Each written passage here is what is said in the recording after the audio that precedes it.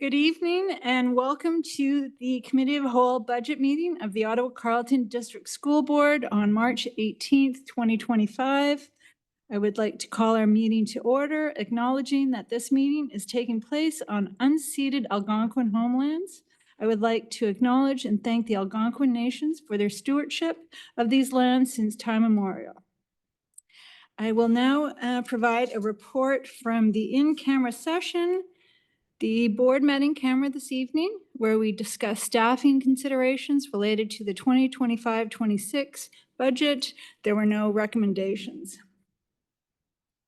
Moving on to declarations of interest in accordance with the Municipal Conflict of Interest Act. Does any board member have an interest to declare? Seeing none, I would now like to move to the approval of the agenda. Do we have a mover for Trustee Lyra? Does anyone have any changes or additions to the agenda? All right, all those in favor? Opposed? Seeing none. And now we move to delegations. I would like to call upon Michelle Bertram. And you will have 3 minutes.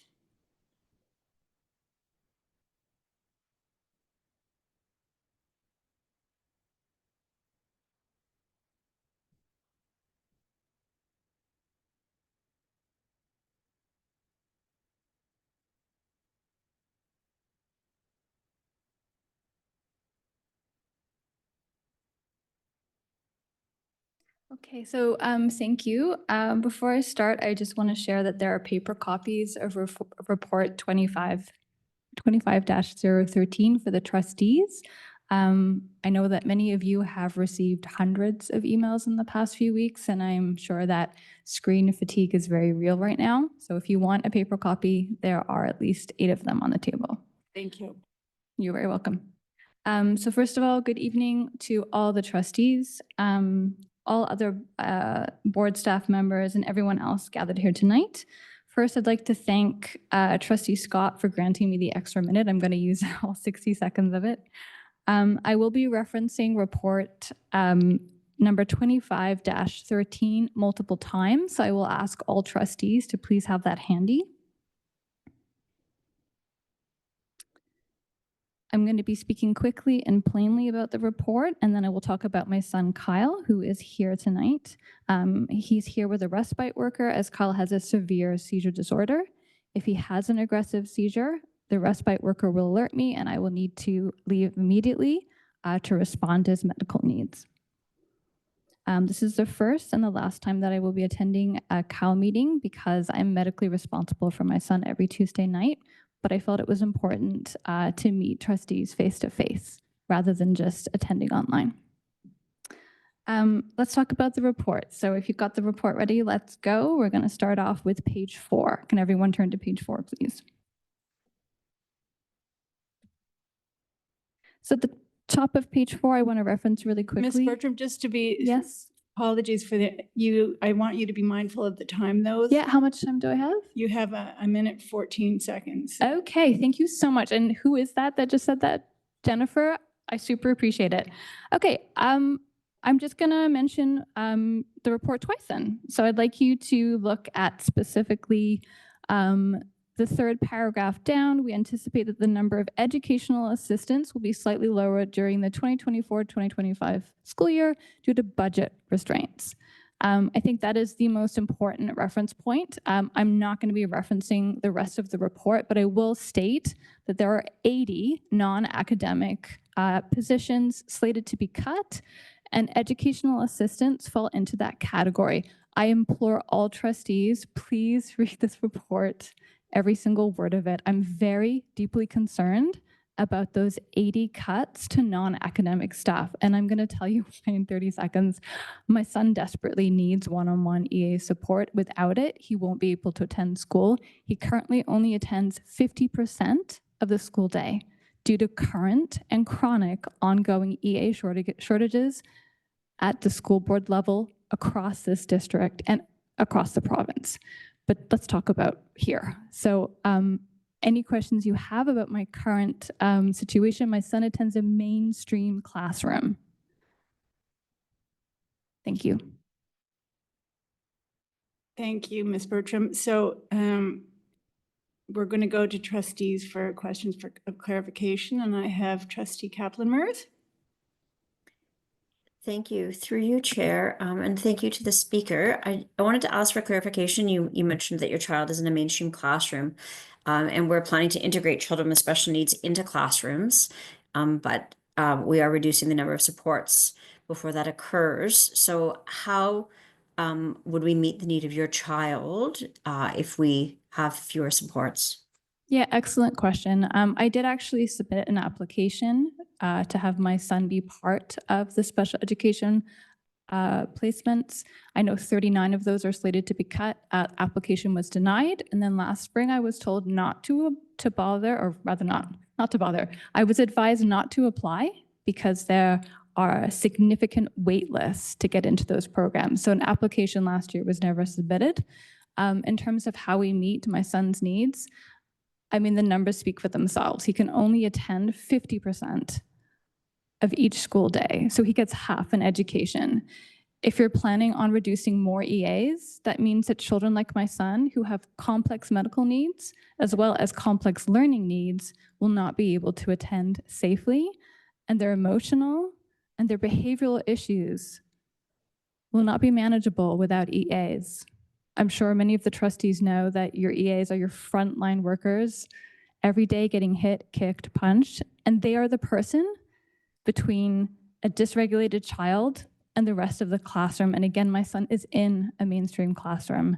I won't disclose his dysregulated behavior because he can't give his full consent tonight, but I will say there is a lengthy safety plan. Thank you. All staff have to follow it. Thank you, trustee. Trustee Lyra. Thank you. Sorry, you said that your child only attends 50% of the day due to chronic shortages. Is the intention that he only attend 50% of the day, or is it just that on average he is unable to attend the full day because our staff are not able to provide the supports that he's otherwise entitled to? The latter. And I'm happy to elaborate on that. Is it Trustee Evans? Just Lyra's fine. Lyra, saying it right? Okay. I'm happy to answer that question fully in as much detail as possible via email, so you have it in writing. But the answer to your question is the latter. It's due to chronic ongoing EA shortages. And I don't want to name anyone. It's not appropriate, but I will say that that comes directly from the board. I was told during a large meeting with numerous members from CHIO present at that meeting last spring not to expect more than 50%. I'm paraphrasing, but there are notes from that meeting with CHIO. Okay, thank you.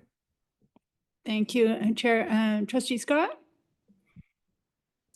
Thank you. In your presentation, you made reference to the 80 non-academic staff, but in your description of your concerns, you only really spoke about the educational assistance. I have a very potential specific reason reduction. for that, yes. What are there any other parts that actually worry you, or did you mostly mean the EAs? A fantastic question. The answer is on page 4, EAs are specifically mentioned, and that's tied specifically to budget restraints. There are no other non-academic staff positions that are specifically mentioned, even though the description of non-academic staff includes social workers, psychologists, and other individuals who work occasionally, but not daily, with students like my son. So the question is, like, you already have an EA shortage, so that is why I'm hyper-focused on the fact that EAs specifically are mentioned on page 4. Thank you for the clarification. Thank you for your presentation, and please feel free to remain, if you can, to the evening. I will probably need to leave just because of my son's medical needs, but I thank everyone here for your time tonight. Thank you. All right, moving on to item 7, action items. I now call upon Director Pafoni to introduce report 25-013, academic staffing plan 2025-2026. Thank you. Through you, Madam Chair. Good evening, everyone. Wanted to begin this evening with a bit of context as Superintendent Lehman and General Manager Scott get settled to really provide the bulk of the detail in this particular report. Simply to share that, as is the case each and every year for senior staff, including myself and of course Superintendent Lehman, we'd like nothing more than to come forward at a budgetary meeting to share that we have all the funds we need to meet all of the demands that we have as a system. It's usually not the case. Our resources, human, material, or fiscal, are finite in nature, and we're daily having to make challenging decisions for the organization in the best interests of our students, our staff, and our school communities. As we've shared previously, we do have a target of $20 million to bring forward to the Board of Trustees a balanced budget that is part of our roles and responsibilities as staff, and we'll look to do so in some of what we present this evening, staying focused on our work and the strategic plan around learning, well-being, and social responsibility. We've also taken the opportunity, even in challenging times of constraints, to look at where there are opportunities to rethink some of the work we do. And some of that will be shared this evening through Superintendent Lehman, and I have no doubt in some of the questions that we may receive this evening. And that's always a healthy aspect of any large, complex organization, having the opportunity to relook, rethink, and rethink again where and when it's possible. I also wanted to share that some of what's presented this evening as opening context, and Superintendent Lehman will speak to some of the details, looks at an application of reductions where we've had to make difficult decisions in this light across all of our offices, our services, our portfolios, and our departments at the system level, attempting to minimize the impact at the school level, although it is clear that each and every position that we have currently in the organization impacts ultimately our students. So I want to acknowledge that that's not easy for us, and there isn't a single reduction we're bringing forward in terms of our staffing that ties to our budget in particular, as it comprises such a large part. They're not easy elements to bring forward, and staff were listening to the perspectives that are shared this evening. As a final point I wanted to make, and I'll turn over to the superintendent to get into the report, we are looking to balance as responsibly and respectfully as we can our collective efforts within the organization, the things we know we need to do to bring our budget into line each and every school year, with our provincial advocacy, areas where we don't feel we're getting enough support financially from the grants and funds we receive. So this is a representation of the spirit of a combination of internal and external efforts to meet the needs of our students, their staff, and our school communities once again. So I'll turn it over to the superintendent, and I want to thank Superintendent Lehman, Manager Scott, and the entire employee services team for their incredible efforts over time to work on this staffing element, both academic and non-academic in nature. Great. Thank you. And through you, Chair. So on behalf of Employee Services, it's our pleasure to present the staffing discussion report to the Budget Committee this evening. With me to my left and maybe to your right is General Manager Scott, who is an integral member of the team. A few people that I'd like to specifically identify that has certainly helped us get to the point where we're at this evening would be Diane Robertson and Melissa Cody, who are academic staffing team managers, Jen Thompson and Michael Stratford, who are academic staffing resources, both from an elementary and secondary perspective, as well as Jen Parato and Natasha Flowersmith, who are part of the non-academic staffing team members. Also want to acknowledge our colleagues in finance, and CFO Associate Director Randy Guerrier, and General Manager Ostapachuk, who is part of our planning, or leads our planning team, has been integral in that work, as well as Kevin Gardner, who's our General Manager of Finance, and his team as well. Just before we begin, one of the things that I do want to share is this is, as you may or may not be aware, the first endeavor of us being able to integrate what we are calling right now, and we need to rename non-academic, into the academic report. And so because particularly our education assistants and our early childhood educators are key members of our of the team, of the academic team. So I just wanted to let trustees and members of the public know, as well as our colleagues that are around the table, that we will be working on in terms of renaming that to make it more inclusive for our collaborative partners and our staff that really are part of the academic team. Before we actually get into the report, I'm going to turn it over and ask General Manager Scott to share a little bit about some of the numbers. If you've had the chance to look through the report, there are lots of numbers there, and I'm going to turn it over to Barry for a little bit of clarification. Barry? Thank you, Sean. Good evening, everybody. I just wanted to clarify the chart on page under resource implications, section 7. There's a chart here that says non-academic reductions 79.50, and then it has another number of 71.5, and that says academic, and it says discretionary, including e-learning. This chart only identifies positions that saves the district money, but in actuality, there's more positions that are being reduced than what's in that chart.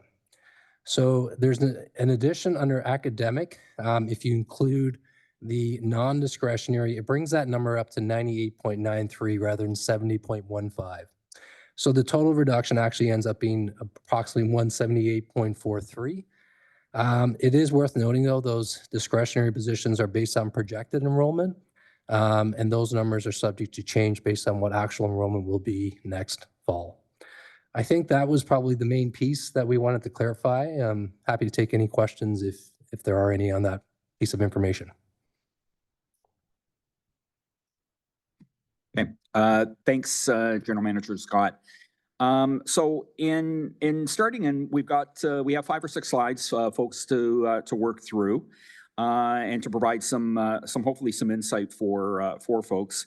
And we prepared some of these slides that outline the key aspects of the staffing plan.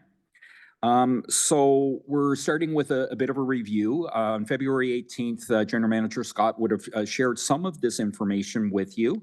And when we look at academic staffing, again, that includes all school-based staff, as well as central, elementary, and secondary folks, principals, and vice principals. And it represents about 55% of our annual budget, so about $659 million. And the required positions here, again, as a bit of a reminder for folks that, based around collective agreement requirements that include, and we've just shared some examples, right, but not limited to student success teachers, guidance, teacher librarians, reading intervention teachers, et cetera. So just so that folks have an understanding in terms of what we're working through and what we're dealing with and what we're talking about when we say required positions. Discretionary positions include ESL, special education, central instructional coaches, and obviously the difference in the language is required. We have positions that are required, and we are mandated through legislation as well as collective agreements in order to make sure that we fulfill the obligations of those positions as part of staffing. Discretionary provides us with a little bit more flexibility, right? So when we're looking over here, we have flexibility around ESL. We're still, obviously, there's a need. We will staff ESL positions, of which we have and which we will continue to. Same thing with special education, and then central instructional coaches as well. So moving on to folks, the next slide. So as I talked about this year, where we are including staff outside of academic, the academic realm of which, of how we've sort of operated in the past, which include, as I've talked about, education assistants, early childhood educators, office staff, some school support staff, facilities planning, et cetera, right? So there's more, again, but we just sort of wanted to highlight. Again, when we look at about 26% of the total annual budget, or about $315 million. So when you look at our staffing from an academic and then outside of an academic realm, it's about 81%. And then when you look at our other fixed costs, which we have a significant number of fixed costs, that connect to services that we have, there isn't a lot of flexibility to get to that 100%.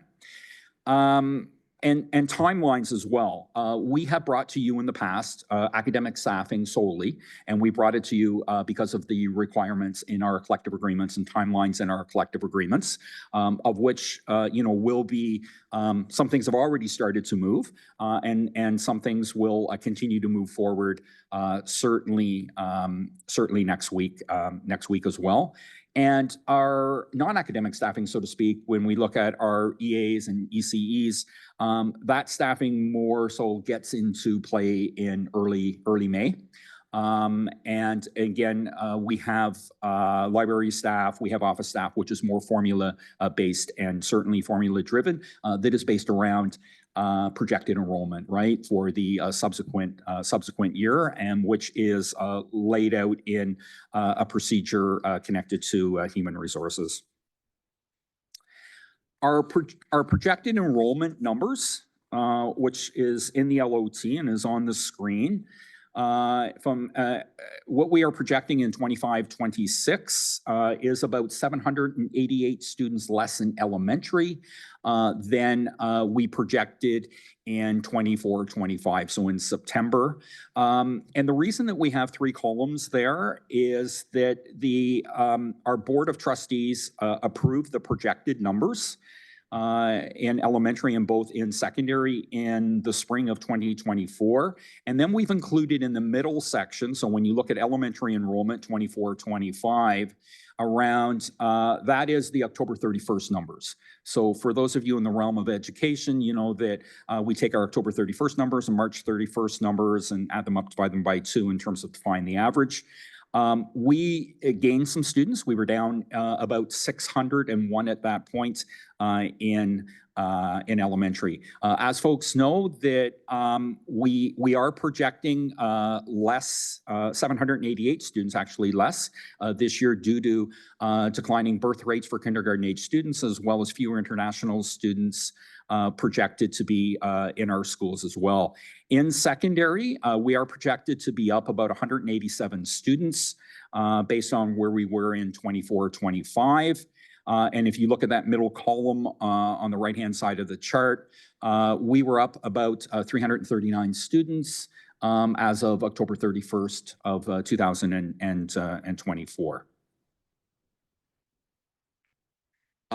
Planning, again, I mean, as I've said, they've been conservative, based on our fluctuating numbers, particularly in elementary over the last couple of years. I must note that over the last couple of years that we have gained over the 10 months of the school year, we have certainly gained considerably in the elementary realm. The number of students that were joining us throughout that time have increased significantly. So principles to inform academic staffing, again, that is in your LOT. Wanted to bring it to your attention around those principles. And, as senior staff, we have certainly worked hard over the last number of months in order to bring forward a recommendation to the Board of Trustees that limits the impact of reductions on schools and students and meets the guiding principles. Director Buffoni talked about, in terms of the significant challenges and understanding that we are in a very difficult time at this point. With the number of positions that we are bringing forward for consideration for reduction in order to meet our budgetary obligations. I certainly must say that every facet of the organization we did review as senior staff. Every area, every department certainly has been scrutinized, and there will be reductions in every area. So those reductions can consist of staff as well as operating funds. In many departments, that's happening. In some departments, it may be only one or the other. So it may only be operating, or it may be actually human resources in order to be able to reduce, in order to not be able to, let me rephrase that, have to reduce in terms of where we are with, certainly with our numbers. You know, I want to say that we continue to focus on equity of access and outcomes and opportunities for students. You know, through some of the work that we have done with our SATE initiative, our SATE inquiry, through, you know, the equity work that we continue to do, through the work that certainly Superintendent Stout and Superintendent Laverne continue to focus on with our centralized instructional coaches in order to support certainly at the school level. I must say that, you know, as we've worked through our staffing process this year, it has become quite apparent that things that we are doing that we don't necessarily have to do, that we really need to take a look at what those things are, and really need to scrutinize those elements and those types of things, because we are having challenges and difficulties meeting our core mandate. And so if there are things that are outside of our core mandate, you know, those will be things that as a district or as staff, if we need to be bringing those to our trustees, that we will certainly be bringing those forward to our trustees as we are engaged in some very difficult decision-making at this point. Just or not just, but an overview of our academic staffing projected for 25-26. And you see there's, I think, just under sort of 5,000 staff that are projected to be employed. We do, as General Manager Scott said, these are based around projections. Our projections are not always bang on. And so sometimes we're up, sometimes we're down. And so those numbers of staff could increase. They could increase over the course of the spring. They could decrease, same thing over the course of the fall, right? They could increase or they could decrease over the course of the fall. And it's really based around, particularly when we look at the required academic staffing, that is based around in terms of the number of students that we have in our schools and we have in our system that we get funding for. The 46.7, sorry, the 46.78 reduction that you're seeing right now on the screen, those are positions that have been reduced because of declining enrollment. And so it is not a budget savings for us. We don't have the students in order to generate those staff, so we wouldn't be generating savings from that perspective. There's also going to be a decrease of approximately 18 e-learning teachers beginning in the 25-26 school year as a result of a ratio change from 23:1 to 35:1. There certainly have been additions as required to the staffing complement with the opening of a couple of additional schools. Riverside South will open in September, as well as we have a new school that is opening in Orleans in September of 2026. Thank you. Thank you. Of September of 2026. So we do allocate some staff in startup, office staff, a principal. Sometimes there's a vice principal, depending upon the projected size of the school, if it's a secondary school, et cetera, those types of things. And there's also been, in some cases here, as Superintendent Stout and her team regularly do, they do review the needs for students with special education needs. In elementary, there has been an reduction of 3 system classes, just based on numbers. And in secondary, we've had an increase of a couple of classes, based again on student needs. So some fluctuation certainly there as well. And from a discretionary point of view, so we talked at the first slide, I think it was the first slide, around discretionary staffing that included ESL, instructional coaches, special education, et cetera. We are recommending a decrease of approximately just over 52 staff. And the overwhelming majority of these positions are not school-based positions. So again, we are obligated, as we would follow collective agreements, to meet collective agreements, meet class size ratios, et cetera, those types of things. So these would be discretionary positions. Non-academic changes. So we have a planned reduction of about 80 FTE, full-time equivalent non-academic staff. That does span across the organization. So it does span across certainly multiple departments within the organization. And senior staff, though this can be challenging, folks, the other thing that's happening is that it is enabling us to take a look at how we're doing things, what we actually need to be doing, some things that maybe we can be doing differently, and the ability to re-envision some of our work. We never like to reduce, but at the end of the day, unfortunately, we do have a $20 million shortfall, of which we do need to balance. And these are positions that support schools, staff, and students.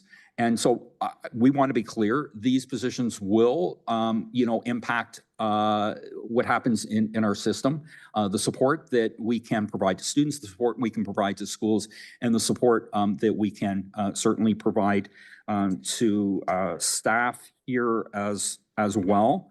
One of the things I wanted to draw to the attention of the Board of Trustees is in the report, and I think in page 4, and I think our delegate did talk about a slight reduction in number of education assistants. 2 years ago, we had 863, I think 0.5 education assistants. Last year that we did, a motion did come forward for an increase of 10 to get us to 873. We are looking at a slight reduction of just over 14, I think, in terms of education assistance. One of the things that we did want to bring that forward. I know that it was named in the report. There was a lot of concern based around that, and again, that has come, it's come forward. And we do want to share that information with folks. We understand that education assistants, like all of our employees, are extremely valued. They do outstanding work. They are frontline workers, like our teachers are, and other staff are throughout the building as well. And so, but wanted to provide a more of a concrete sort of number in terms of what we're suggesting, so that folks may not think that it's much greater than what we put forward at this point. The chart here provides, and I think it's in your LOT as well, basic staff, basic anticipated costs, folks, that is there. So in the non-academic area, again, talking just under 80 staff have anticipated. In the academic area, about 70 staff. And again, this is from the aspect Barry talked earlier about where there is actual money realized as a budget reduction. We do realize that there are additional positions on that based around declining enrollment as well. And then the staffing process. We understand that this is a difficult time, certainly for our staff.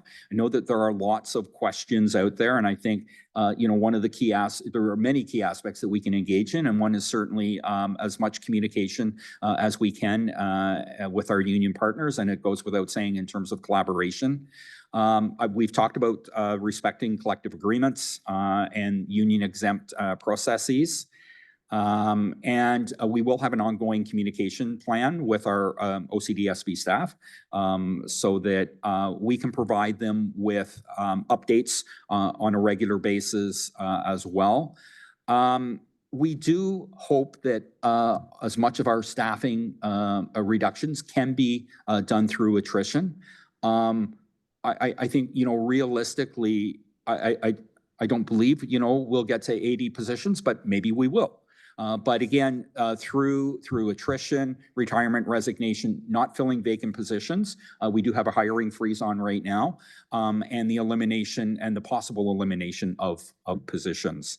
There are provisions within the OSSTF education worker agreements related to the job security and related to protective complement. So obviously in terms of working with our union partners around that as well. And then finally, the aspect of, we do understand that this certainly will not be realized within the course of a month. And, looking at a period of time over the course of the rest of the year and into next year. So it may take a little bit of time in order to be able to realize those savings. So, Chair, with that, I turn it back over to you. Thank you. Thank you, Superintendent Lehman and General Manager Scott, for the presentation. I will now call for a mover for the recommendation. Trustee Blackburn. Thank you, Madam Chair. I move that the academic staffing plan for 2025-2026 be approved, subject to adjustments related to the fluctuations in projected and actual enrollment. Thank you, Trustee Blackburn. I will now start my speakers list. I get an You want to introduction? speak introduction? Yes, thank you, Madam Chair. We are here tonight, my colleagues, facing some very difficult challenges. And there are many reasons why we are facing these difficult challenges and choices and decisions. And the main one is because the Doug Ford government woefully underfunds public education. The Doug Ford government woefully underfunds special education. We are not unique, my friends. These discussions are going on throughout the province, and that is shameful in my opinion. Our children are our future. They are the people who are going to lead our communities when we are no longer able to. And I know that staff went through a lot of pain during this process. And I would like people to keep in mind, and for those people who know me know that relationships are a really important part of my life. And because I've been here a while, I've gotten to know the people in this room, the people who work in this building, the people who work in our schools. And they do what they do because they care about children. They do what they do because they want to improve their communities. Nobody wants to make cuts. That is not why they get up in the morning. But this is what they have to do because we have to pass a balanced budget and we have no reserves left. This is the situation we're in. And I would also add that most of the people around this table are parents, mothers, fathers, aunts, grandmothers, grandfathers. We all have a stake in this, and we understand, we have the lived experience of the importance of children in our lives. I would also like to say to my colleagues, we must remember, this is the beginning of a process. Tonight, we are going to work on passing our academic staffing. Again, we don't know our funding, which is not our fault. If the government of Ontario would tell us our funding, we would know our funding, but they haven't told us what our funding is. So that puts us in a very, very difficult situation. But if the people of our community, let people know at Queen's Park that this is very important to them. Maybe when the funding is announced, there may be hope that we can get the money we need to get our kids what they need, to get our schools what they need, to get our staff what they need. So this is a beginning.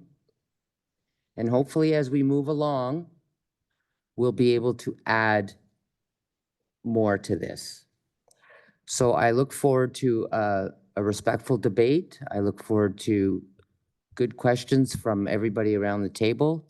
And look forward to passing this recommendation tonight. Thank you, Madam Chair. Thank you, Trustee Blackburn. Now we have Trustee Kaplan-Murphy. Thank you. Through you, Chair. Superintendent Lehman said our core mandate, referred to our core mandate, and our core mandate, even as stated in this, is our strategic plan, learning, well-being, and social responsibility. We have a commitment to supporting students from lower socioeconomic households, students who have historically been underserved, those who face specific adversity or challenges. I understand that we have a $20 million deficit, and that has occurred year after year after year, in large part because of that chronic underfunding from the Ministry of Education and Doug Ford. I understand that $14 million of our deficit is from overspending on special education, and that's because we do go above and beyond as a district. And I appreciate that we're trying to protect schools and make cuts more at the central level. But we fought very hard, and I understand it's not a large number of EAs that are proposed to be cut compared to the number that we have, but we fought very hard as a group of trustees to add the EAs just a year ago. I find it difficult to accept that we would now cut educational assistants. How can we cut any of those special education teachers, ESL teachers, instructional coaches, or consultants, including psychologists and occupational therapists, when we have a crisis of confidence right now with the public? We have the public not believing us that we are truly going to support students who have special needs, that we're truly committed to special education and diversity and inclusivity.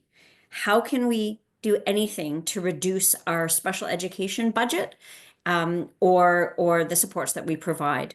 I do appreciate that we are proposing to keep all of our equity coaches. I think that's very important for Black students, Indigenous students, Jewish students, Muslim and Arab students, and 2S LGBTQ students.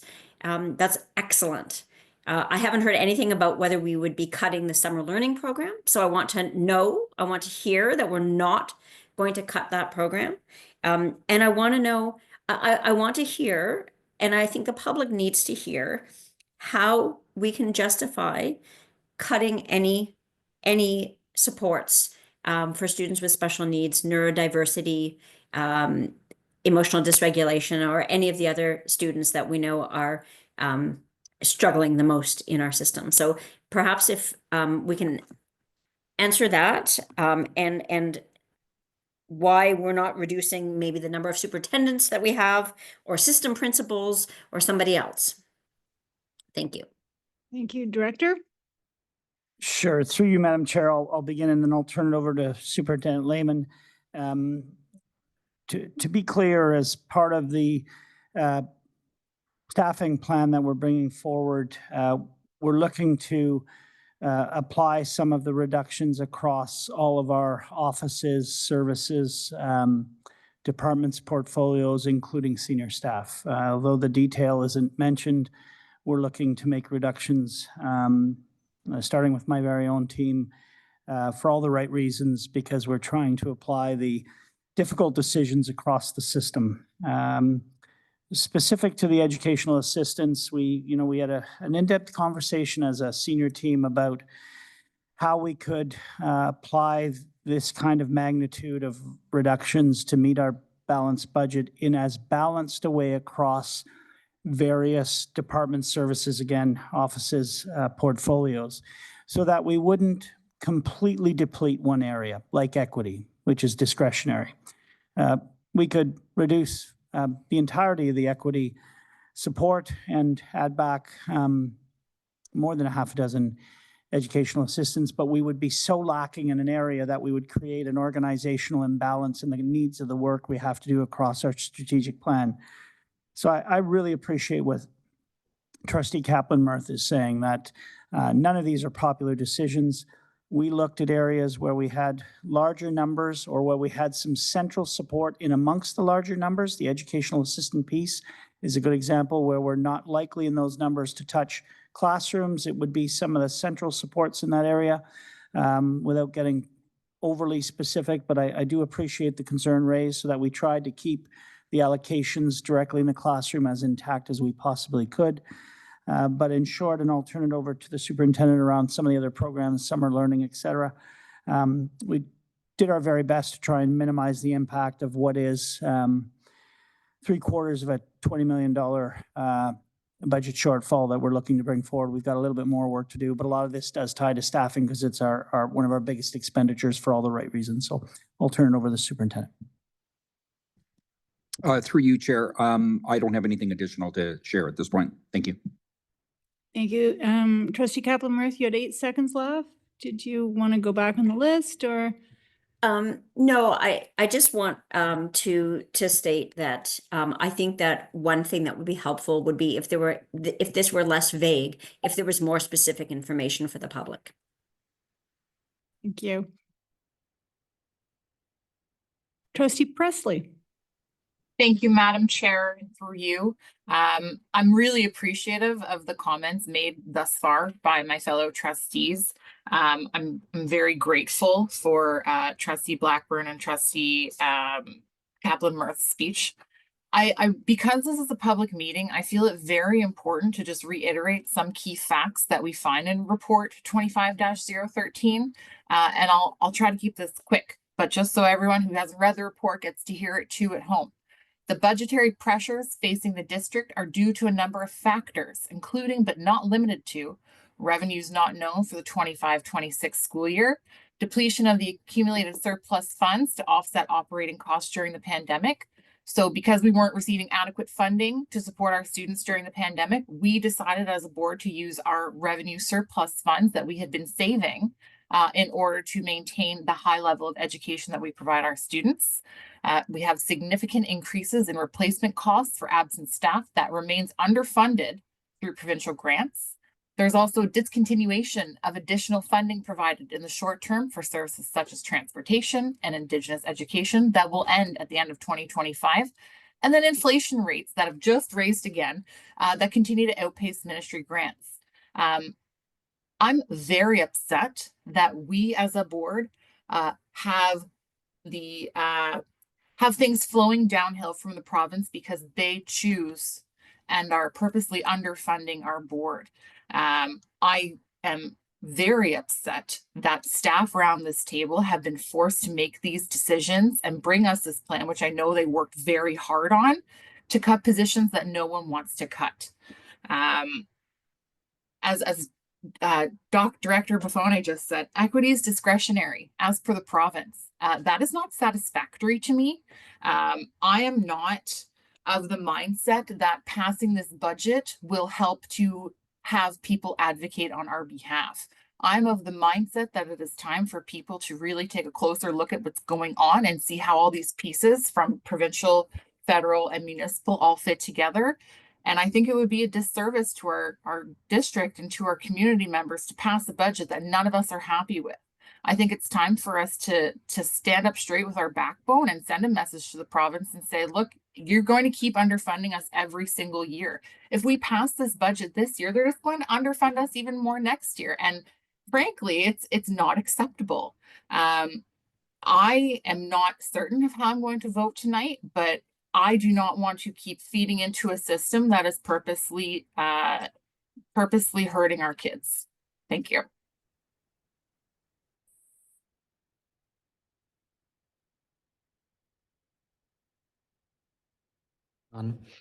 Thank you. So a couple quick questions. Do we have the ability to run a deficit?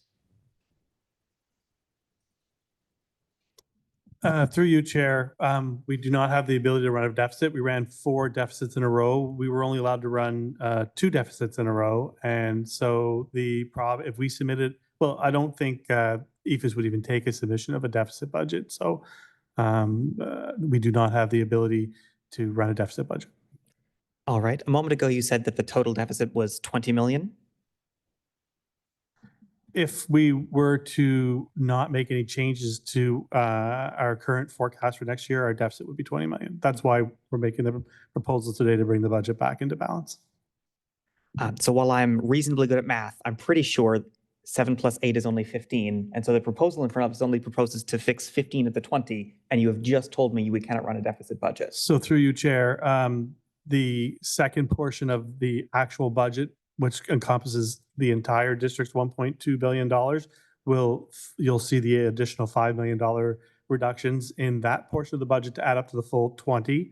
That being said, again, the grants haven't dropped, and so we don't know exactly what our financial position are until the grants drop. But basing things on what we know today, you will see a budget brought forth by staff recommending $20 million in cuts overall to balance the budget.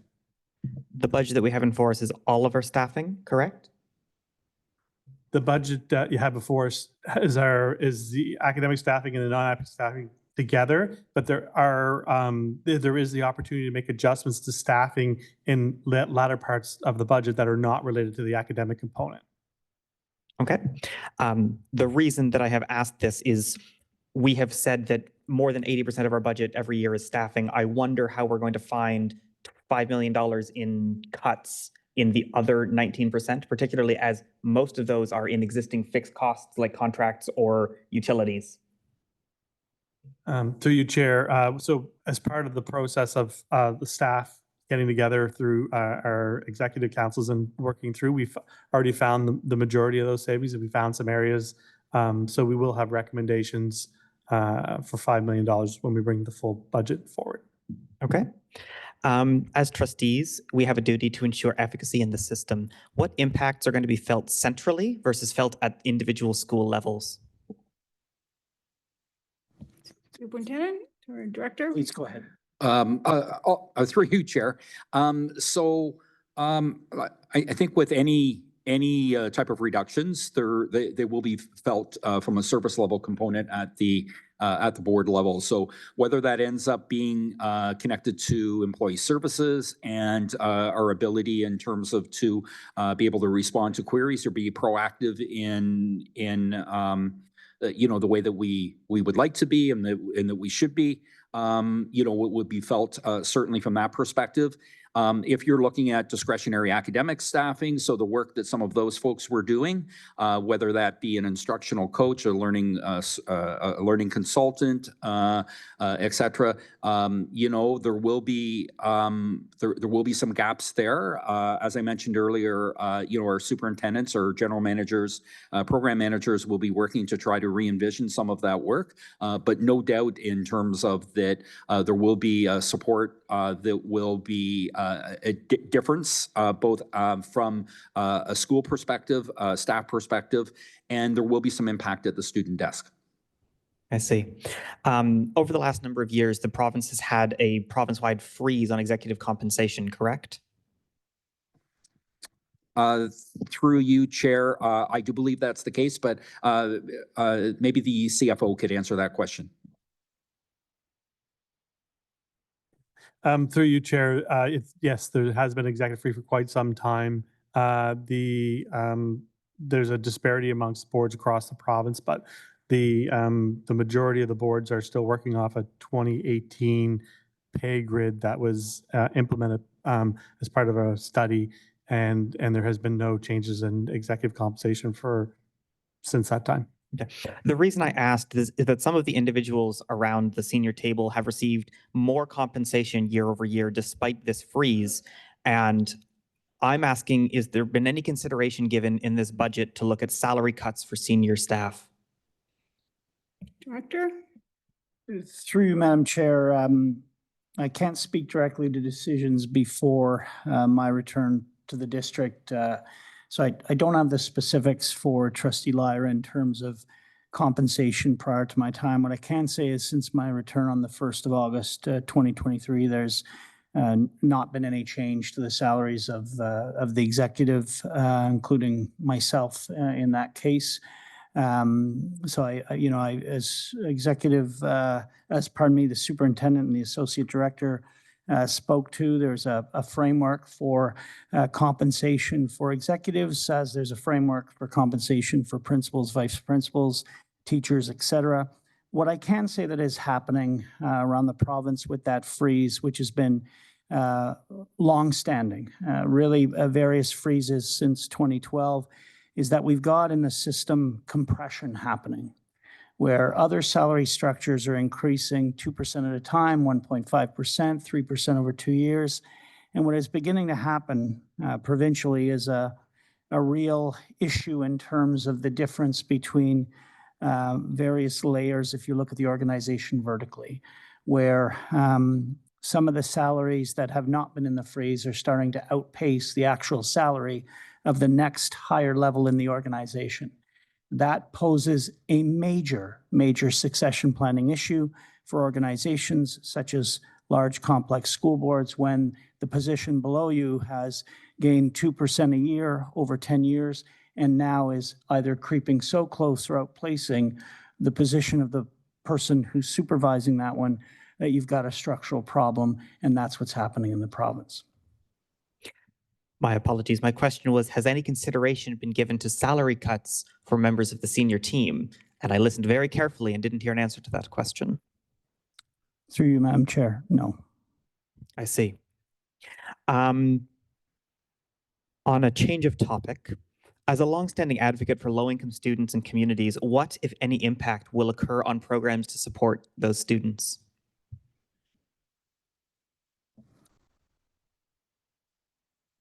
Through you, Madam Chair, this is part of the dilemma that the organization has, that most of the funding on balance, as was shared earlier in the report, over 80% goes to staffing. The vast majority of that is rightfully, collectively bargained and agreed upon. Those are elements that we honor as an organization for our hardworking staff, doesn't matter what the position is. That covers over 80% of the remaining components. Some of the discretionary pieces you see before you in the report, all of those positions affect what happens across our schools. We look as a district to ensure that we try to buffer, we try to differentiate, we try to align our resources so that we minimize the impacts on those that need it the most. But it does provide part of the challenge for us that we are not in a position either in our accumulated surplus or in the funds and grants that we've got the luxury of being able to provide funding excessively in one area and not another. And that's why staff looked through Superintendent Lehman and the work of his team to try and apply some of the reductions across the system to try and minimize the impact on our students and as much as possible differentiate a little bit more of our resources for those most in need. I'm looking specifically for answers around the SATE program, the FACE program, and the funding for students in raised schools. Through you, SATE specifically is not a program, it's an inquiry.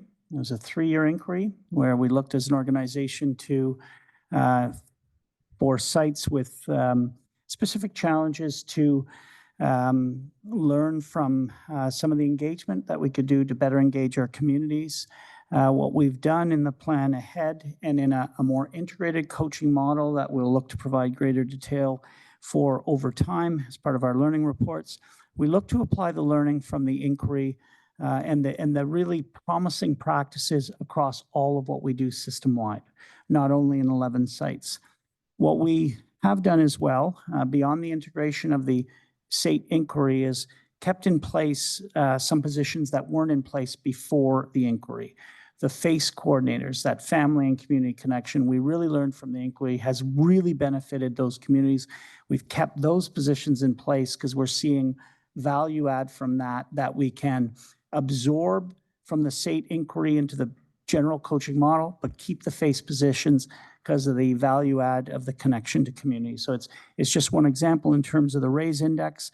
We do differentiate our resources when we allocate vice principals, learning support consultants, learning resource teachers to try and differentiate that so that those schools are as as best supported as we can. So it's not quite an equal exact per pupil allocation. There's some differentiation for those sites. Last year, I moved a motion in the budget process to guarantee a VP for every raised school that didn't already have one. It didn't pass. However, I'd like to know, is the proposed budget going to have a reduction in the VP positions at raised schools that you have just said we do try and disproportionately support, but is there going to be a reduction in that sort of area? Through you, Chair, we are just working through, Trustee Lyra, the allocations of vice principal time as well as LRT, learning resource and learning support teachers. So I certainly can't provide an answer at this point to your question. Okay. And can you at least tell me if we are going to have the same number or an increase in principal and vice principal positions, given that we are opening schools? Through you, Chair, we are going to have a reduction of just under a small reduction, just under 3 positions, though that we are opening some schools, a couple of schools. And one of the other things that we've done in order to achieve some savings is our virtual environments as well, where we have integrated those environments with bricks and mortar schools. So our complement, when we look at our principal, vice principal complement that is going to be connected to schools, our plan is for there to be no reduction connected to schools. Okay, so all those positions reductions are central. Based on in terms of what I just shared, there are the reductions. What I can share is that there are no school-based reductions. Okay. We heard from the delegation earlier about the impact that the reduction of EAs will have on her family. How many and what is the projected impact of this reduction and the general reduction on other special education programs and students? Through you, Chair, I'll start with a question, and maybe Director Buffoni may want to answer, or Superintendent Stout may want to certainly chime in as well. So as noted earlier, we were looking at a proposed reduction of 14 educational assistants, where we were looking at some reductions where centrally, 11 of those positions centrally, 3 from a school-based component.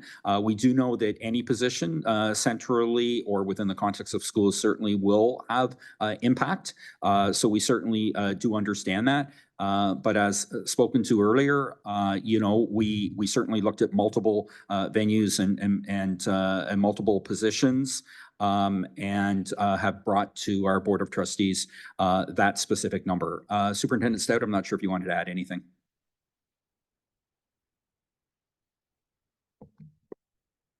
I don't really have anything to add at this time other than to say we're going to try to save schools. So we're not cutting directly from schools, and we're looking at the central team. Sorry, half of my question was, what is the impact going to be on programs for special education students, not just the staff and the students? Do you specifically mean specialized program classes?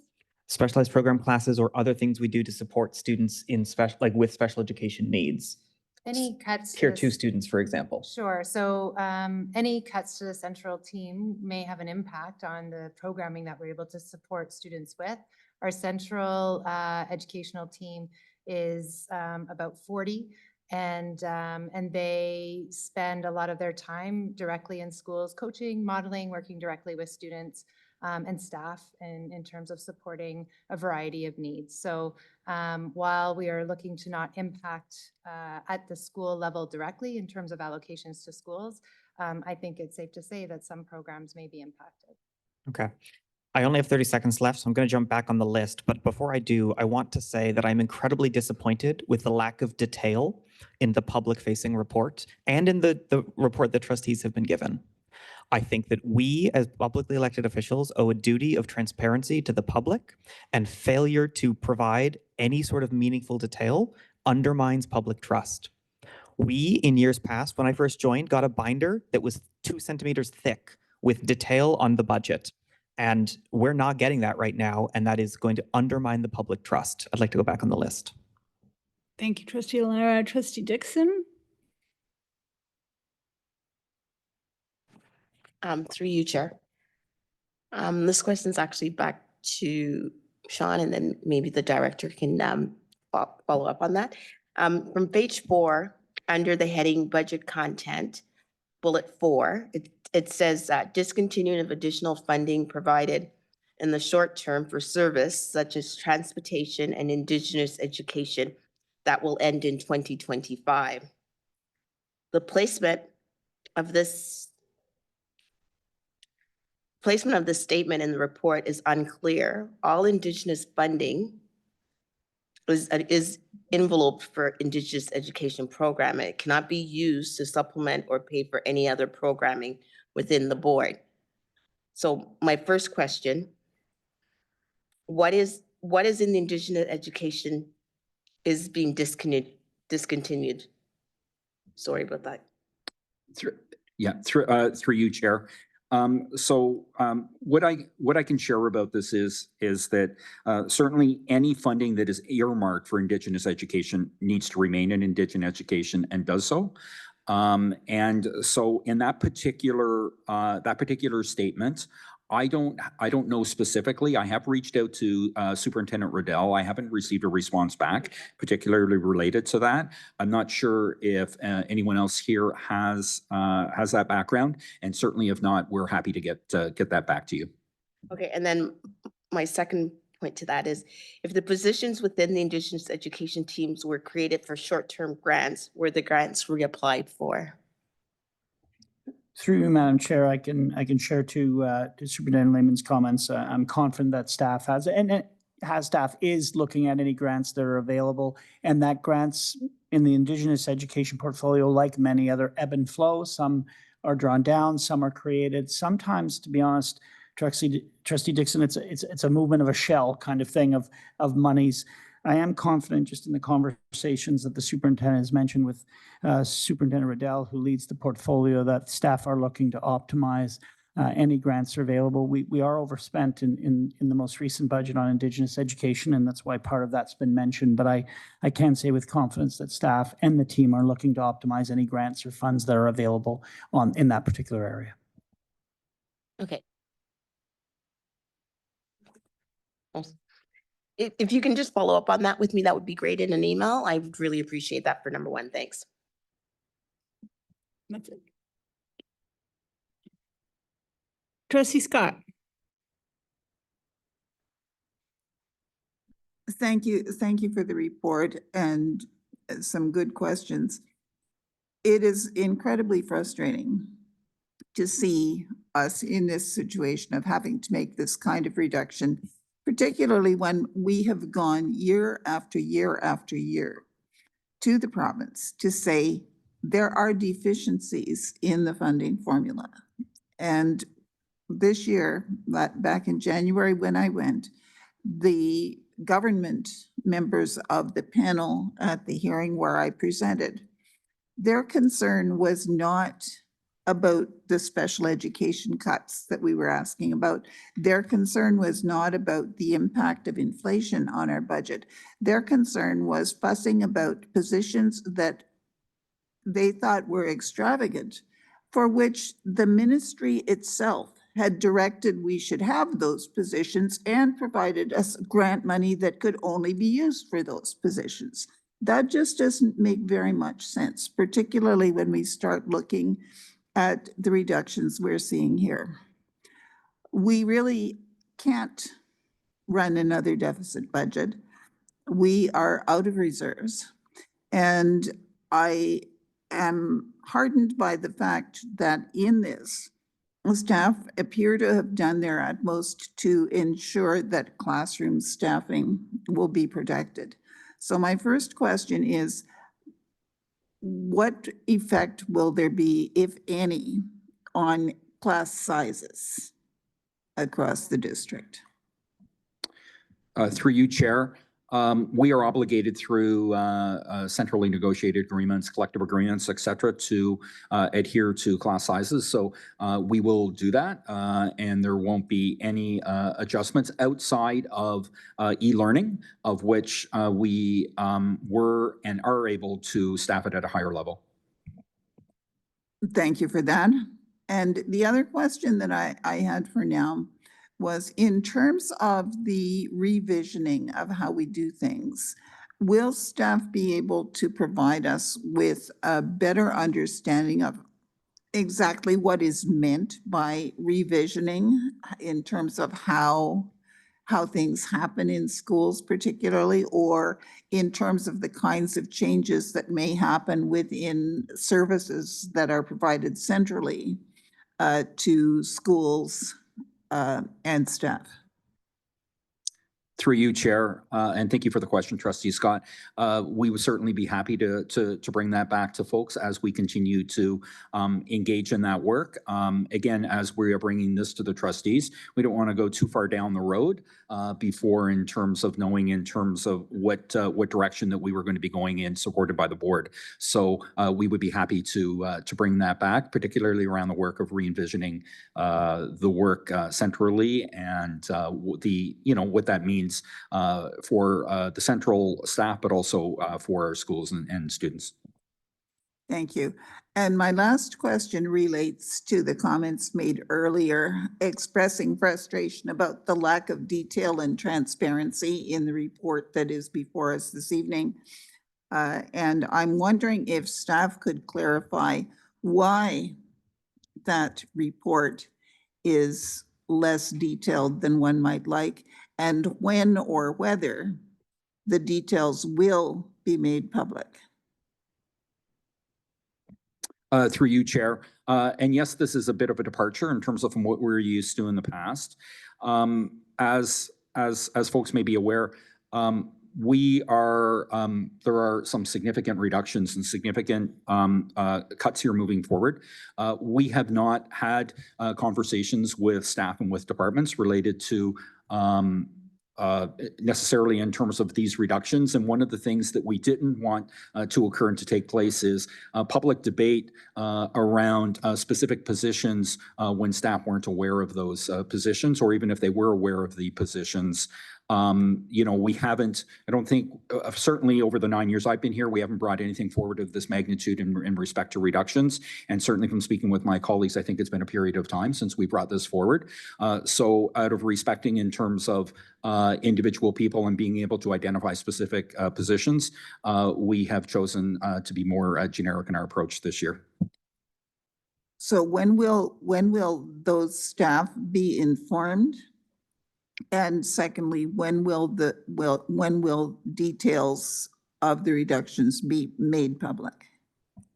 So through you, Chair, from an academic point of view, through collective agreements, we have some planned meetings right now with our unions on March 26th, central departments, midday, afternoon in terms of we'll be aware. And then as we move through, there are position vacancies that will be made available to people to apply for on March 27th and so on and so forth. So that will start from the academic part of the organization. The non-academic, and excuse my language with that, will be working on that more in mid-April. One of the things that we are looking at as well is, and I think our CFO talked about this, is we have not received our core education funding grants. We do want to be cognizant of the fact of when those do come in, and when General Manager of Finance Gardner has the opportunity with him and his team in order to scrutinize those to be able to determine if there are opportunities to potentially pull back some of the positions that we thought that we maybe didn't have funding for, to be able to do that as well. So from that aspect, timing would be more middle April for non-academic elements, and I'll turn it over to I think Director Buffoni maybe wanted to maybe speak about it as well. Yeah, thank you, Superintendent Lehman, through you, Madam Chair. A couple of comments to be made. One, drawing back to an example of some of the detail, and we'll bring it forward for you, Chair Scott, that I'll mention as one example that we haven't fleshed out fully, but to let you know that we're thinking about it. It's related to our coaching model, and I'll just share the example. In terms of the most recent comment, as Superintendent Lehman mentioned, one of the frustrations, I think, from the board table in the past is that we haven't brought all the staffing together. And to be honest, we haven't brought the whole budget together right now. We're only bringing you staffing. And we're trying to bring the academic and the non-academic and the terminology the superintendent used so that you can have a bigger picture on that front at least. But we've got another section that Associate Director Giroir mentioned around non-people related pieces that comprise the other parts of the budget. The specific example I wanted to give is an opportunity to rethink the way we're doing things centrally. As you're getting an indication here that a lot of the reductions are at the central level to try and protect our schools as much as we can, is a more coordinated coaching model. So what we're looking at having in our centrally assigned staff is a dual role. One of the roles, and I'm just going to give this as an example, but if you're a particular, an instructional coach in the technology area, you'd have a role specific to emerging technologies and some of the real expertise you bring with business and learning technologies as one responsibility. But a second part of your responsibility is being part of a broader coach team that's really working more integrated. And that small number of instructional coaches in the technological support services are actually fueling, feeding, supporting the broader coach group in terms of how technologies are applied within the context of the teaching and learning environment. Same goes with the equity coaches. The equity coaches would have a role working with the equity team on the anti-hate toolkit, for example, but bringing their expertise to a broader coach group so that in essence, all of those coaches are equity coaches learning from that smaller group or who has the broader expertise. So it's an example of a different coach model at the central level. It's not been fully fleshed out, but once we understand the magnitude of what we've got to work with, that's an example of one of the things we're looking to do differently so that everyone's an equity coach. We're actually amplifying the equity support and not having it quite so siloed, although I have to say I credit our staff for really doing a lot of cross-departmental work anyway, but we're looking at this new coaching model as coaching for learning where everybody's working together. Sorry about the length of the example, but I did want to give one of the examples of some of the way things will be different. We're happy to bring that forward in the appropriate reports as we move forward. Thank you. Thank you, Trustee Scott. It's 9:06. We're going to take a short break. If everyone could come back for 9:15.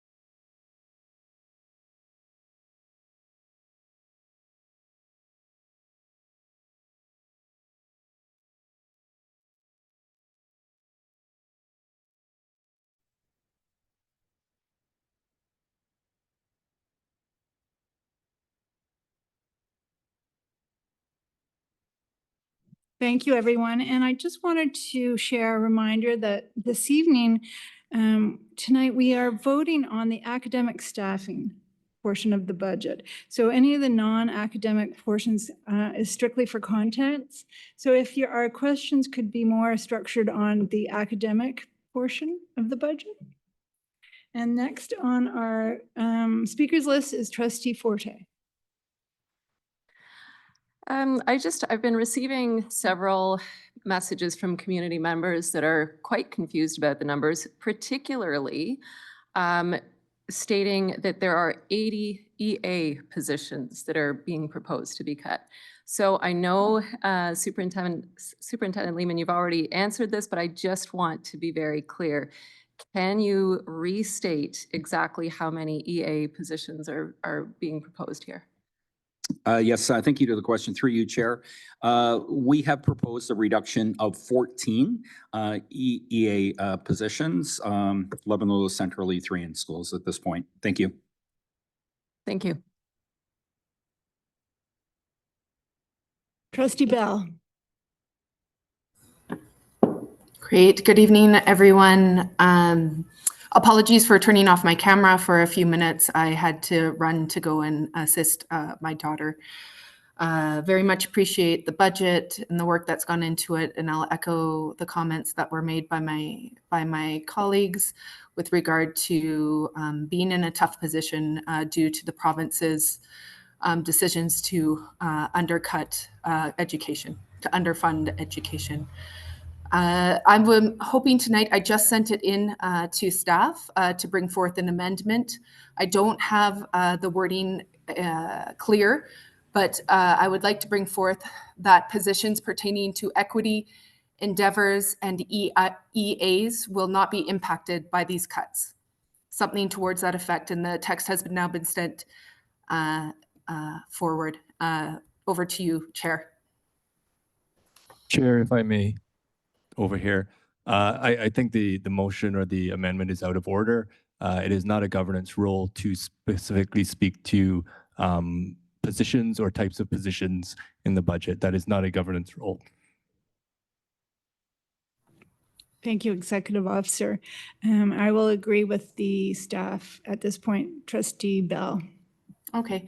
My intent with this amendment was to safeguard our decision as in the area of governance with regard to prioritizing equity endeavors and prioritizing the education assistance that we have. I know that last year we did vote on specific positions with regard to EAs, and that was not called out of order.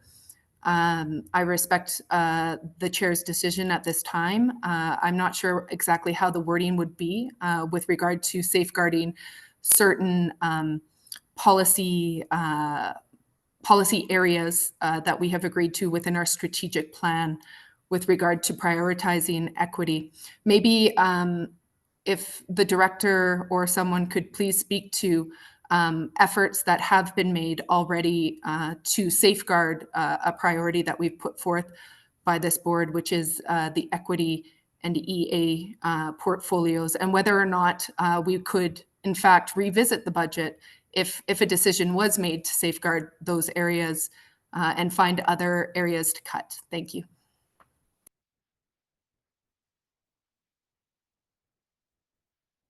Through you, Madam Chair, my apologies. Okay, we are listening to the comments we're hearing this evening around how much the Board of Trustees, how much the public value the supports for students with special needs. As the chair of the committee mentioned this evening, we're looking at the approval of academic staffing. One of the challenges with bringing other positions to the table is we lose sight of which positions are academic and which ones are non-academic, and we're getting into the very challenges of bringing the other positions forward here. So on that front, Trustee Bell, what I'll say is we're looking to continue our equity-related positions. They aren't the ones centrally that we've brought forward to cut in totality whatsoever. We're looking to have an integrated model that has coaching that's tied to equity, tied to emerging technologies, tied to literacy, numeracy, et cetera. So you can get my assurance on two fronts. One, we'll continue to have equity support for our system. And because the non-academic positions don't need to be approved this evening, staff understands the spirit of what's been requested here, the clarification Trustee Forty asked for, which I think was valuable here. Staff will look at that because those are non-academic pieces and have a go. If that specific area is one that the trustees would like us to relook at and try to find savings in some other capacity to not touch that whatsoever.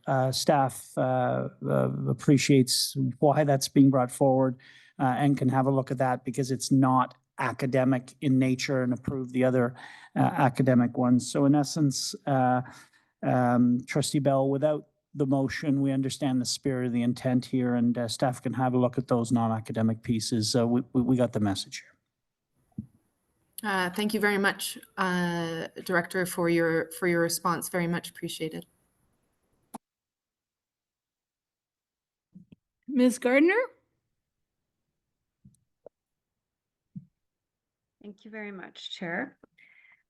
First, I'd like to thank the senior staff for putting this together. I know it's not an easy task, and the trustees for the comments that they've made thus far. They're much appreciated. We do know that at least the people in this room do not have the intent to make cuts, and they don't wake up in the morning, as we heard. You know, they don't take any joy from that. We are worried as an organization for our educators, for their wellness, in an attempt to meet the needs of students, more specifically special education or students with special education needs without the proper funding. I'd like to make the trustees and senior staff aware that ETFO held a press conference today to release its latest position paper entitled Promises Unfulfilled, Addressing the Special Education Crisis in Ontario. Reading from the media release, the Elementary Teachers Federation of Ontario is calling out the Ford government's record of inaction and chronic neglect of special education as it releases a damning new report, Promises Unfulfilled, Addressing the Special Education Crisis in Ontario. The report exposes the dark history, broken policy, and chronic provincial underfunding that has led to limited resources and other systemic barriers that have left Ontario's most vulnerable students without the supports they need to thrive. For more than 2 decades, ETFO has been sounding the alarm about Ontario's broken special education system. Nothing has changed. If anything, it's gotten worse. The Ford government has abandoned students with disabilities, forcing them into an unresourced system that cannot meet their needs. And that is currently without looking at the cuts that we're looking at ahead. This is a crisis of their making, and they must take swift action to improve the system by implementing the recommendations outlined in Promises Unfulfilled. I will be sending the link to this report, although everyone can find it.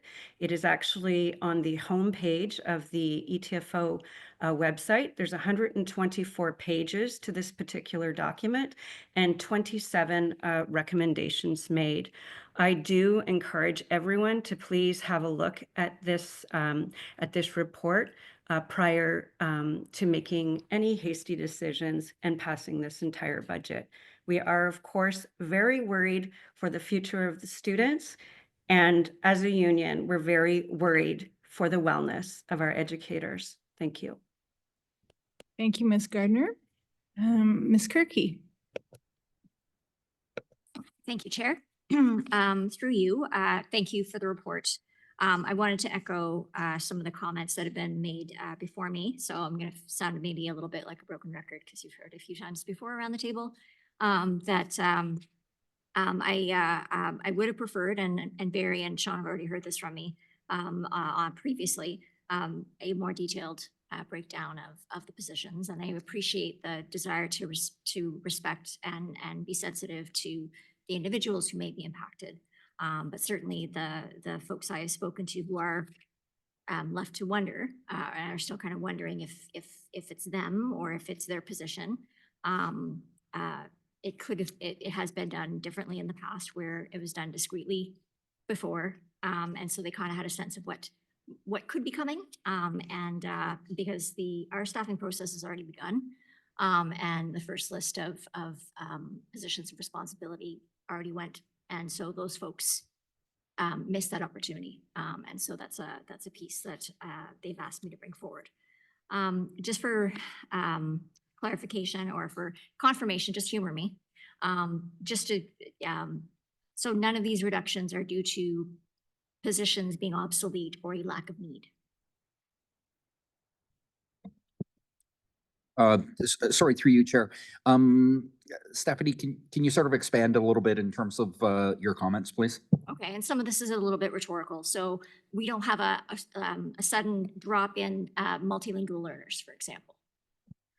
Through you, Chair, certainly to the best of my knowledge, no.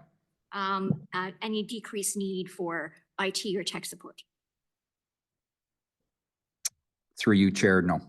Any reduced need for special education supports? Through you, Chair, no. Any reduction in the need for teachers for adults at the adult high school? Sorry, through you, Chair, can you say that again? Any decreased need for support for adult learners at the adult high school? So through you, Chair, in terms of some of the ways that we can meet the needs of students do vary and do differ. And so in this particular example, that there may be different ways in terms of that we can meet the needs of students that are over the age of 21. Okay. I guess I'm going through, based on last year's report, the broad range of positions that are discretionary. I guess my point ultimately being that these are not obsolete or positions that are not needed. We're cutting these positions because we need to deal with a deficit because of the chronic underfunding. Through you, Chair, these are two things. One is certainly they are discretionary, and as we've talked about, that we don't have a significant number of options when we look at discretionary versus required positions, certainly for sure. We could use a lot more resources. And I say that with the aspect of that, whether it's, ministry from the ministry funding, but I also think that this is an opportunity, as I said earlier, in order to look at the work that we're doing and the key work that we're doing and prioritize that key work, maybe think about doing things a little bit differently as well. And again, no disrespect to our employees, not by any means. I do think it might be a good opportunity for a bit of a reset here. Okay, and just to clarify, and I think it was asked earlier, but I just wanted to make sure that I heard correctly. Last year, the academic, non-academic, sort of mechanism to try to distinguish between job categories, principals and vice principals are not included in this report, or are they? Through you, Chair, principals and vice principals are part of discretionary staffing. So when we looked at discretionary reductions, they are part of the discretionary reductions. Thank you.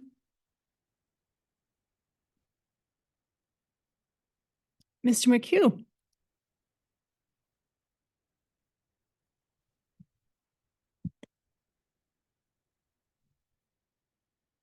KV no paminini Nustrakash McMock to them.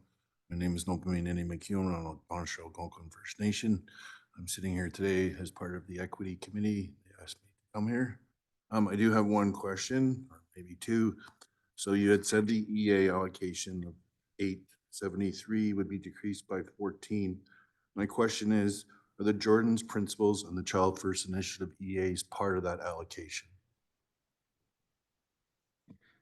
Through you, Chair, That is a great question. If it's part of the actual 873, I am not 100% sure, but it would be separate from any type of reductions that we would have moving forward. So I do believe that we have approximately 50 or so EAs connected to. Oh, sorry, Superintendent Stout?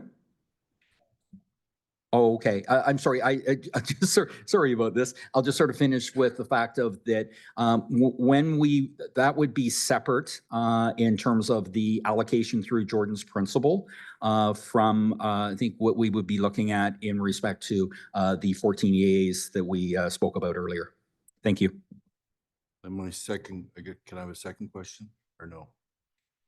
I'll just add one more point of clarification. So the 873.5 EAs that are in the current budget, those do not include any EAs that would be funded through Jordan's principal, as that funding's directly for the student. So just for point of clarification. Thank you. My second question is, you had said that the 14 EAs that you're cutting, 11 are central services. So are those the itinerant EAs that you're looking at cutting? Through you, Chair, I'm going to refer this to Superintendent Stout, and she can provide a little bit more information related to this question. At this point in time, we're looking at those 14 positions. We're looking at a variety of central team support that could be impacted. It could include some of the central IEAs. And then I guess my follow-up question to that is, we know that those central potential EAs, like itinerant EAs, are part of your tier system of support, which is your tier 1, tier 2, tier 3. So what are you going to do to potentially fill that gap?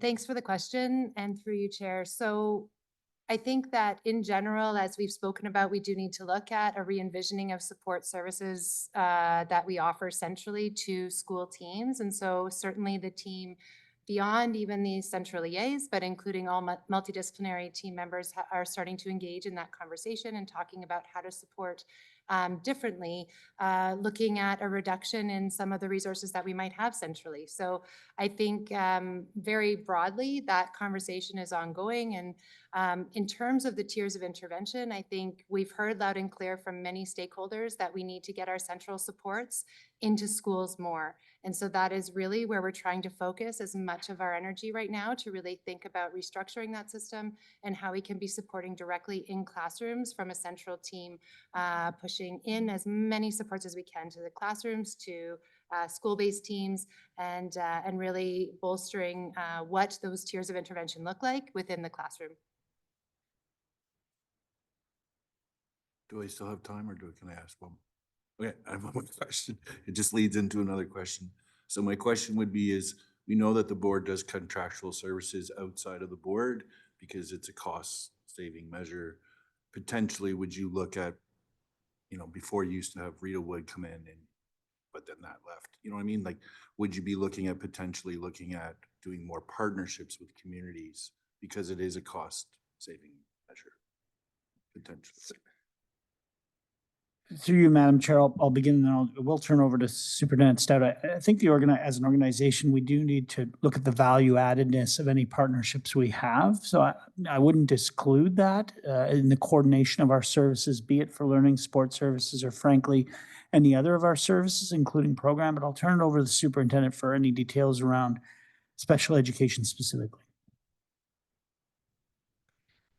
Thank you, and through you, Chair. I think that all of those options are things that we're looking at and considering, and thinking about how we can look more holistically at the services that are available to our students in our schools.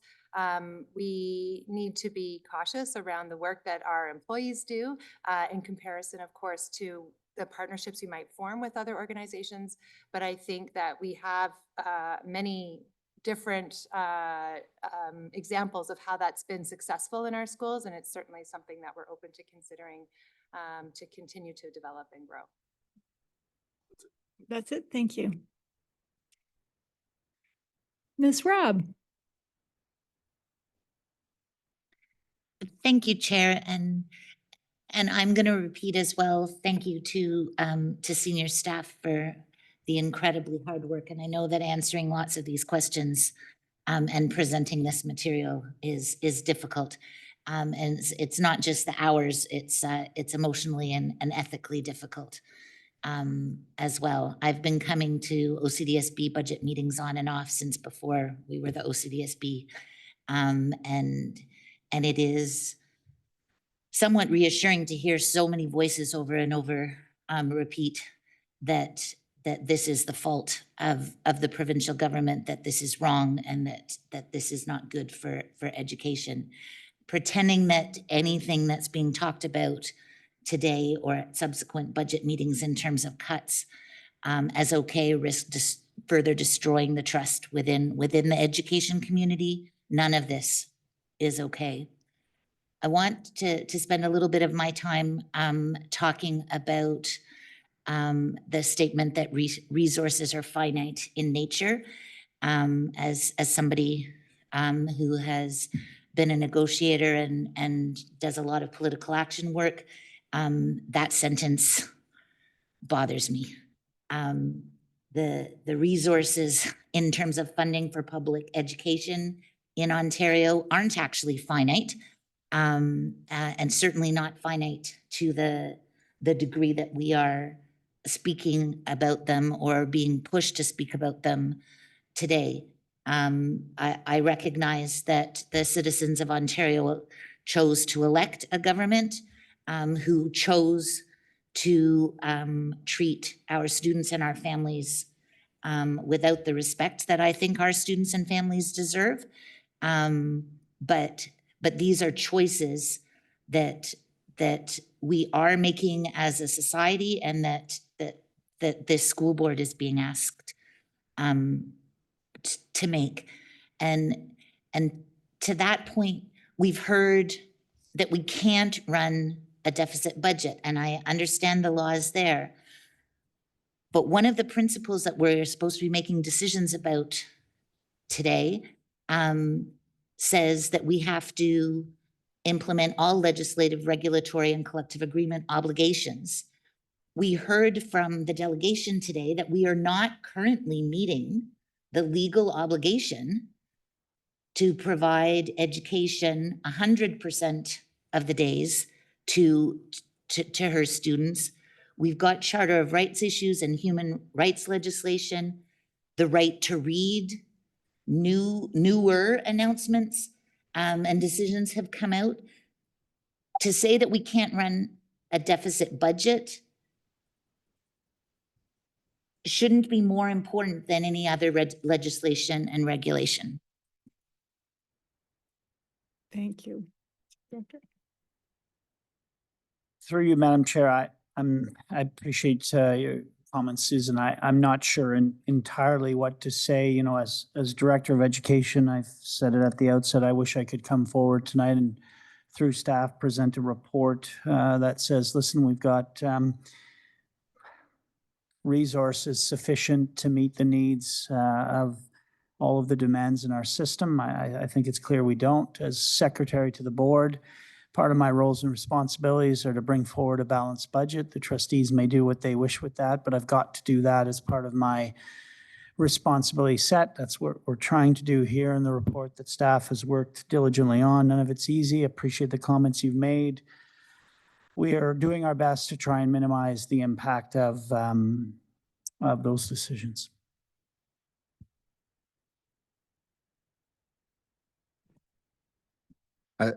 Jen, Chair, through you, Susan, thanks for the questions. One of the things I just wanted to add from the director's response is, you know, the ongoing work in terms of that everybody in this room can be doing in terms of the continuing advocacy. And I know people have advocated in terms of to the government, have advocated for an extensive period of time, but I do think that's a part of a critical role, whether, you know, as a parent, as a union partner, as a trustee, you know, as members of OPSPA or CODE or any other organization, so that, you know, we certainly are not the only board that is in this predicament and in this situation. I think think that, you know, the last I had heard provincially, there were 50 some odd boards that were looking at a potential deficit budget. Right now, we are as a district, as a board, in a bit of a unique position in terms of where we don't have any reserves, where some of those other boards do. But I think that's the work that, you know, if I could say one thing sort of taking away out of this evening, if you folks can help us with, it's that advocacy. Thanks. Mr. Glover.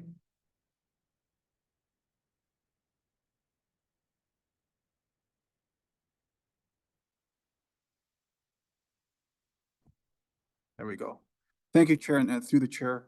My question has to do in terms of culture, teaching quality, and public trust. And based on your presentation, what would you see as senior staff on the culture in the organization, given the fact that, like Trustee Blackburn said, a lot of people are waking up not knowing about job security, teaching quality. Obviously, you heard a lot about that with the cuts.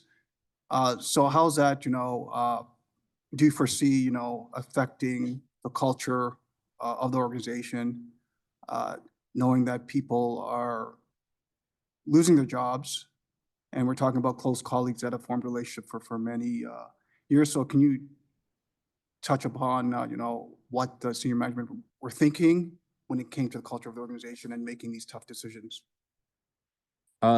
Through you, Chair, Jason, thanks for the question. Certainly, you know, challenging in terms of coming to the decisions that that we've shared this evening, are proposed, you know, reductions that are coming here this evening. I mean, one of the things that we've tried to do is, and we've talked about it here, is looking at different options and opportunities, right? So in terms of how we get to these reductions, so we've talked about through attrition, you know, we've talked about not replacing positions. We've talked about over an extensive period of time, anywhere from 12 to 18 months. I think the other part is around, and you know, let's be honest, we have lots of staff within the organization that are wondering, right, in terms of, you know, what's tomorrow going to look like, or you know, what's next month, what is next year going to look like, and so I think that, you know, the key thing that we can be doing, as I've talked about earlier in the last slide around staffing processes, is around ongoing communication, both with our union partners as well as with staff, and ensuring in terms of that we have that communication that's forthcoming, and that we have a plan that we're able to enact within a time period, so that staff hopefully aren't looking over their shoulders, you know, for 6 weeks, wondering in terms of if I may be, you know, part of the reductions, et cetera. So I think that's important. I think the relationships of which we have developed and continue to have with our colleagues, with people within the system, I think are critically important as well. And I think that integrity will be important as we move forward in order to try to be able to, you know, work through these challenging decisions. Do you have more time? Yeah, the follow-up question, right? Given the timelines, I think the new government cabinet's being sworn in tomorrow. So given that the amount of funding is unknown by the provincial government and some grants are unknown, what's sort of the worst case scenario that's been going through senior management? Obviously, you're proposing 14 cuts now, but without numbers, right, from the government, we're sort of in this sort of gray issue. You did talk about, you know, we could get some positions back, but what about, you know, the worst case scenario? And what about if any one of the projections, right, that this is all based upon is wrong, i.e. our enrollment numbers were wrong last year? So could you talk about what keeps the senior management team, you know, awake at night? And just, you know, I think for transparency, you know, we look at the good, but obviously we're in this without numbers, and these are all projections. So could you sort of, you know, talk about that? So through you, Chair, so there are a couple of things. When we look at required staffing, so when we look at our staffing numbers, if our staffing numbers are off, let's say by a couple hundred students or 250 students, and let's say we have 250 students more, then we are going to generate that staffing, but those positions will be then allocated to classrooms, right, in order to be able to support students, or sections in secondary in order to be able to support students. So there's not from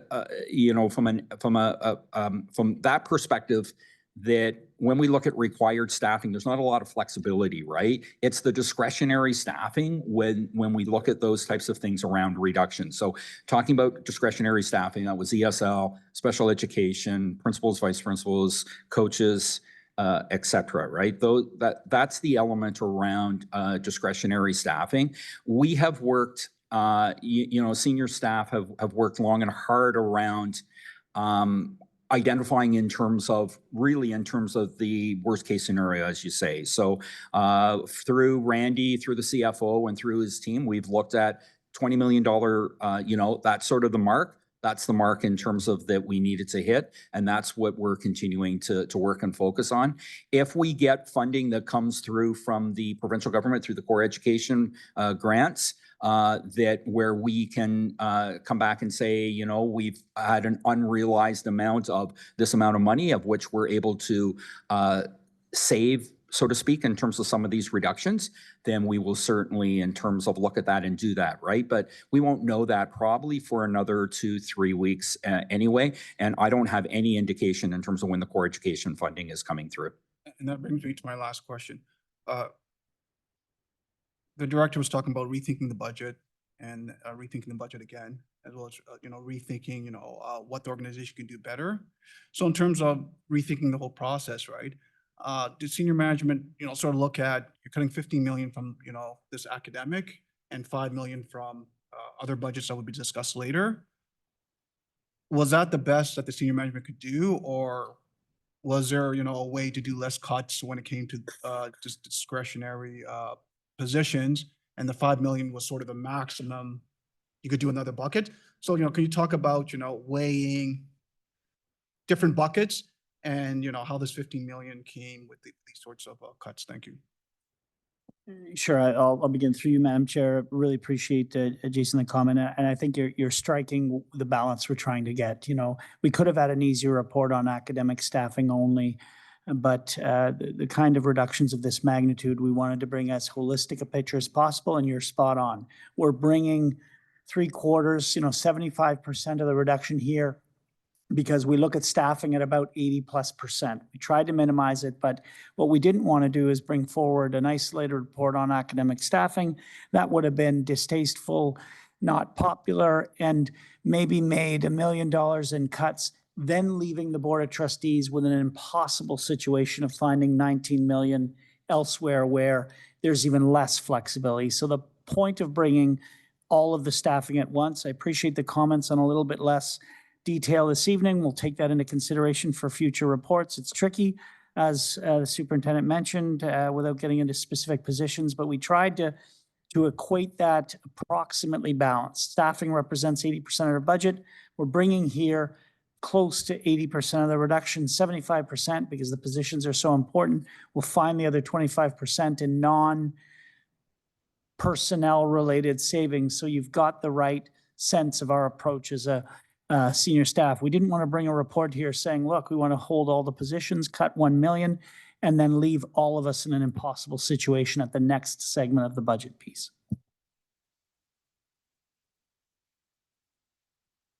Thank you, Mr. Glover. So we're going to our second speaker list now, starting with Trustee Kaplan-Murth. Thank you, through you, Chair. So we've heard about promises unfulfilled, and we've heard several of my colleagues have reiterated the sentiment that we really needed a more detailed proposal and we needed to be more transparent with the public. And we've heard that we have an obligation to all children, that the idea that resources are finite in nature is actually a false kind of logic. So I guess my question is this: if we say no to tonight's budget, if we say we are not willing to cut any funding to special education, and we're not willing to approve an austerity budget, what happens? That's my question, because I know that we're already under supervision. I know that the Ministry of Education is already unhappy with our deficit. So what will happen? If we say no tonight, can you come back to us with a budget in which you don't cut any special education or any equity measures that we have in place? Through you, Madam Chair. We've been listening to the feedback. To be frank with you, Trustee Kaplan-Murth, senior staff, we had this conversation about whether we'd put any special education positions on the table. We had this very discussion that we're playing out live here this evening as a senior team a few weeks ago. Decided to put them in and try to balance where we would put all of the reductions to spread that in simple terms across the organization, but had this very discussion whether we'd have to double back on a handful of positions. Those 14 are a good example of that. The equity ones don't actually get reduced. They get repositioned as part of a coach scenario. So staff can do that because those are non-academic positions. We've appreciated the feedback. We'll double back on that part. What I won't do is put you in a position to not approve something from staff. It is the case that if you don't approve it as a Board of Trustees, that decision could be made by someone else. That privilege could be removed. It's called supervision. It's happened before. It's happened in this district. And so as staff, we are trying to bring to you our best thinking on a very difficult circumstance so that you retain the ability to make that decision. We are already not under financial supervision, but we are under, help me out, Associate Director Giroir, the terminology. Through you, Chair. It's funny because I had this exact discussion with the ministry and they want to call it monitoring. They are monitoring our financial situation on a monthly basis. And that's what we're currently under. Thank you, Associate Director. So we're trying not to put the board in an impossible situation where that would come under a greater risk in terms of a governance duty. So I guess if we're being monitored and year after year, they are underfunding us for special education, but they're still monitoring us, but there's always this threat that they'll take over. In what sense are we actually making a decision rather than just rubber stamping? In what sense are we not just saying to the Ministry of Education, okay, fine, you can take a, we don't want you to take over, but therefore we're going to do your bidding. We are going to be in the same situation next year and the year after and the year after, and we're going to keep paring down the special education. And, we say that our elementary enrollment is relatively stable, but we know that in fact, we have more students who are neurodiverse. We have more students who have special needs. We have more students who are extremely behaviorally dysregulated, and we are offering less and less each year. So I guess it still seems like a bit of a paradox. I'm not sure what the difference is between letting them take us over or our pushing back and saying, no, we won't approve a budget that cuts special education further.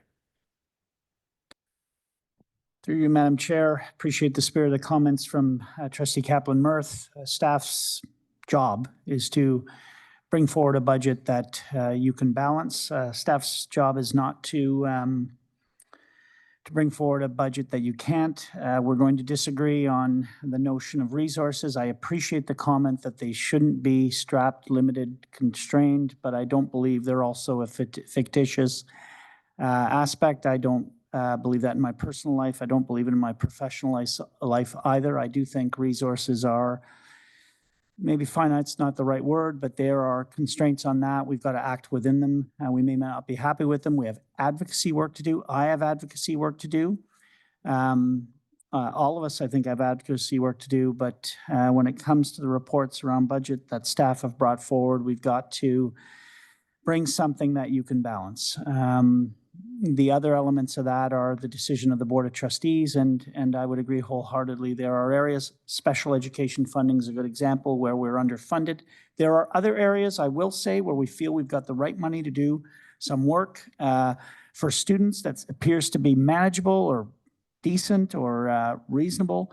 Appreciate the comments made. Staff's job is to bring you a budget that you can approve. Thank you. And I hope, I just also want to just say, of course, this is not a criticism of the staff or of you, because this isn't of your doing. This is clearly, this is the Ministry of Education, but I think that puts us in an impossible situation, because as trustees, we are elected to represent our constituents and to advocate for them. Thank you. Thank you, Trustee Kaplan-Murth. And just to go back to first-time speakers, Trustee Nash. Yes, and thank you. And just following up on Trustee Kaplan-Murth's comments, actually, you're right. It's a brilliant plan on the part of the government, because we can't raise taxes and we're the scapegoat. So yes, but it's a brilliant plan though, because to make cuts in education as we have to is unconscionable, but we do. And but again, I think it's very smart on their part. And now we're going to you, Mr. Wong.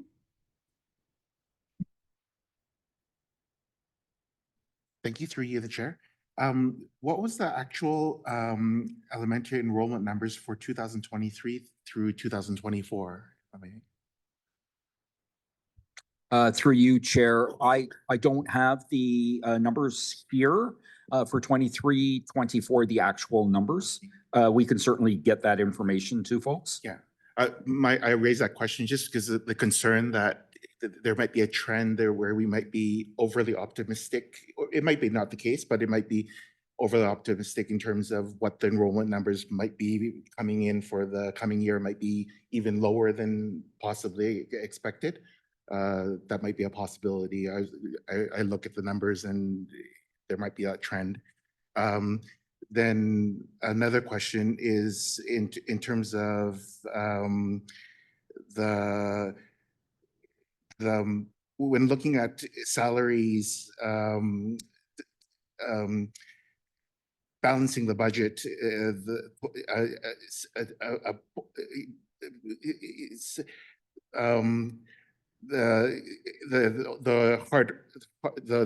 the staff is very important across the board, and inflation is there, and they need to earn their salary to pay their bills.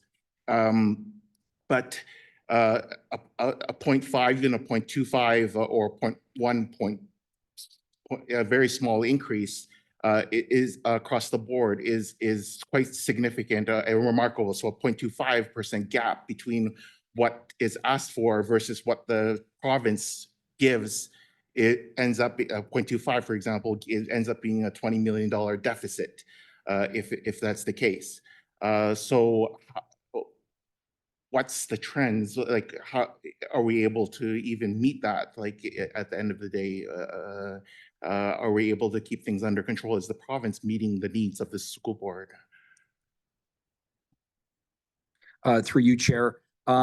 So what I can share is certainly any salary adjustments or increments that have been provided to staff have been done so through the province, right, in respect to what the cost of living increases have been or what other awards have been. And so we have followed in terms of the province around that. So we haven't made any adjustments beyond in terms of what has been issued throughout the province. As our CFO stated earlier, the ministry, the way that they are funding us is very different, I would say, over the last year or two. And there's been a significant delta and a significant gap between the salary increments that were issued last year and the money that the ministry actually provided. So generally, in terms of the ministry does not provide 100% of the increments, and the boards have to find the money elsewhere. We had a number of contracts come due this year for both union and non-unionized, and as a result, there was a significant delta from the difference between what the ministry provided us with and what we were able to what the ministry provided us with, and then the difference between that, which has contributed to our shortfall. Oh, great. Thank you. So that's a concern, area of concern for the trustees, I believe, to look at, it seems. And then touching base with what Trustee Bell brought up, in terms of areas of improvement where it could help with EAs and other areas, is looking at trying to balance other areas where there could be improvements, like trying to strike a balance. Maybe a practical suggestion is using more university resources where relying more on them, where the researchers could come in, the student assistants could come in and help out, because they have such valuable expertise, and at the same time they're there. And then recently I've been following the last 2 days the news. Quite a lot of it has been in the news, and also chat communication channels. A lot. There's the common theme is trust. That's needing to establish trust, rebuild trust, and the theme of trust, in other words. And I think that's to for the EPR program and this, whether it be the budget there. Director? Through you, Madam Chair, a couple of good points raised. One of them around the research we are looking at as value-added partnerships through our READ, our Research Evaluation and Analytics Department, partnerships that can reduce the kind of burden on staff and even staffing overall that universities could do. A great example there is some of the work around school climates that we're exploring. So you're spot on, Anthony, with some of those. In terms of our program review, which is not tied directly to the budget, this budget discussion is for next year. The program review would take implementation the year after that. So they are separate, but there are overlapping pieces of this. Members of the Board of Trustees have identified that as well, and sometimes a bit of confusion in that area.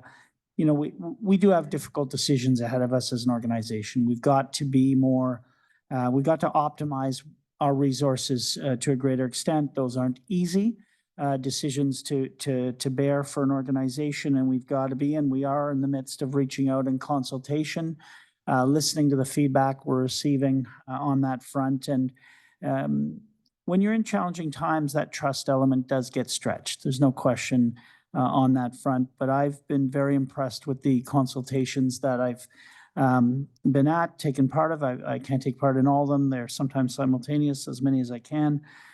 People's genuine care for their kids and public education, and we'll look to take that feedback. I know it's not the topic of this evening, but I appreciate that budgetary considerations come into play at times on that as well. Mr. Wong, you're out of time now. Did you have one final quick question, or? Oh, it was actually built around the question of budget when I came across these issues. So it's tied to it, I believe. So thank you. All right, Trustee Milburn. All right, thank you, Madam Chair. I want to start by saying thank you to our staff for continuing year over year to bring your dedication to building a budget that meets these unrealistic expectations. In regards to the specific report, I can understand why the report's a little bit lighter on details than previous years, but if there's any way we can put the PowerPoint from tonight up on eScribe for the public, that would be really appreciated, just for transparency purposes. I have, and I'm still listening to what everyone has to say around the table, but I am still really concerned about special education support and what our classrooms will look like with a reduction of those supports in any kinds, not just educational assistance. I hate prioritizing our support because they are all important and they make our public education system better. However, I am constantly hearing that the special education support is not meeting our current needs, and we do a lot in this area. I really wish more school boards within Ontario did as much as we did, because it's the right thing to do. I want to be clear though, this is the provincial government's fault. They need to own up to their mistakes and they need to start fixing this. I'm sitting around the board table as one of the new trustees, and I am seeing staff that are burnt out from a budget process with technical papers that are delivered at the 11th hour, funding that does not adequately fund our public education system, and timelines and requirements for a balanced budget that are unrealistic. Everyone needs to demand better, that the provincial government does better, and they really do need to do better for our provincial education. I'm not feeling good about this budget tonight, and I know no one around the table is either. This is the provincial government's fault. This is no one around this table's fault. And I just want to share my view on that. I don't need a response from staff either. I know we're running out of time. Thank you, Trustee Milburn.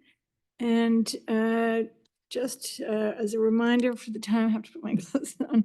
It's 10:09, and just a reminder, at 10:30 we will be taking the vote. So I just wanted to give the heads up for that. So next on the list is Trustee Lara. Thanks. I have a litany of questions, probably 2/3 of a page. And rather than try and tease out answers, because we're going to run out of time, I'm just going to vote this down. I don't feel as if I've been provided enough information to make an informed decision. I would encourage my colleagues to also vote this down because I do not believe we can understand the impact to our equity programming, to our special education programming, or to our low-income communities with the information we've been provided.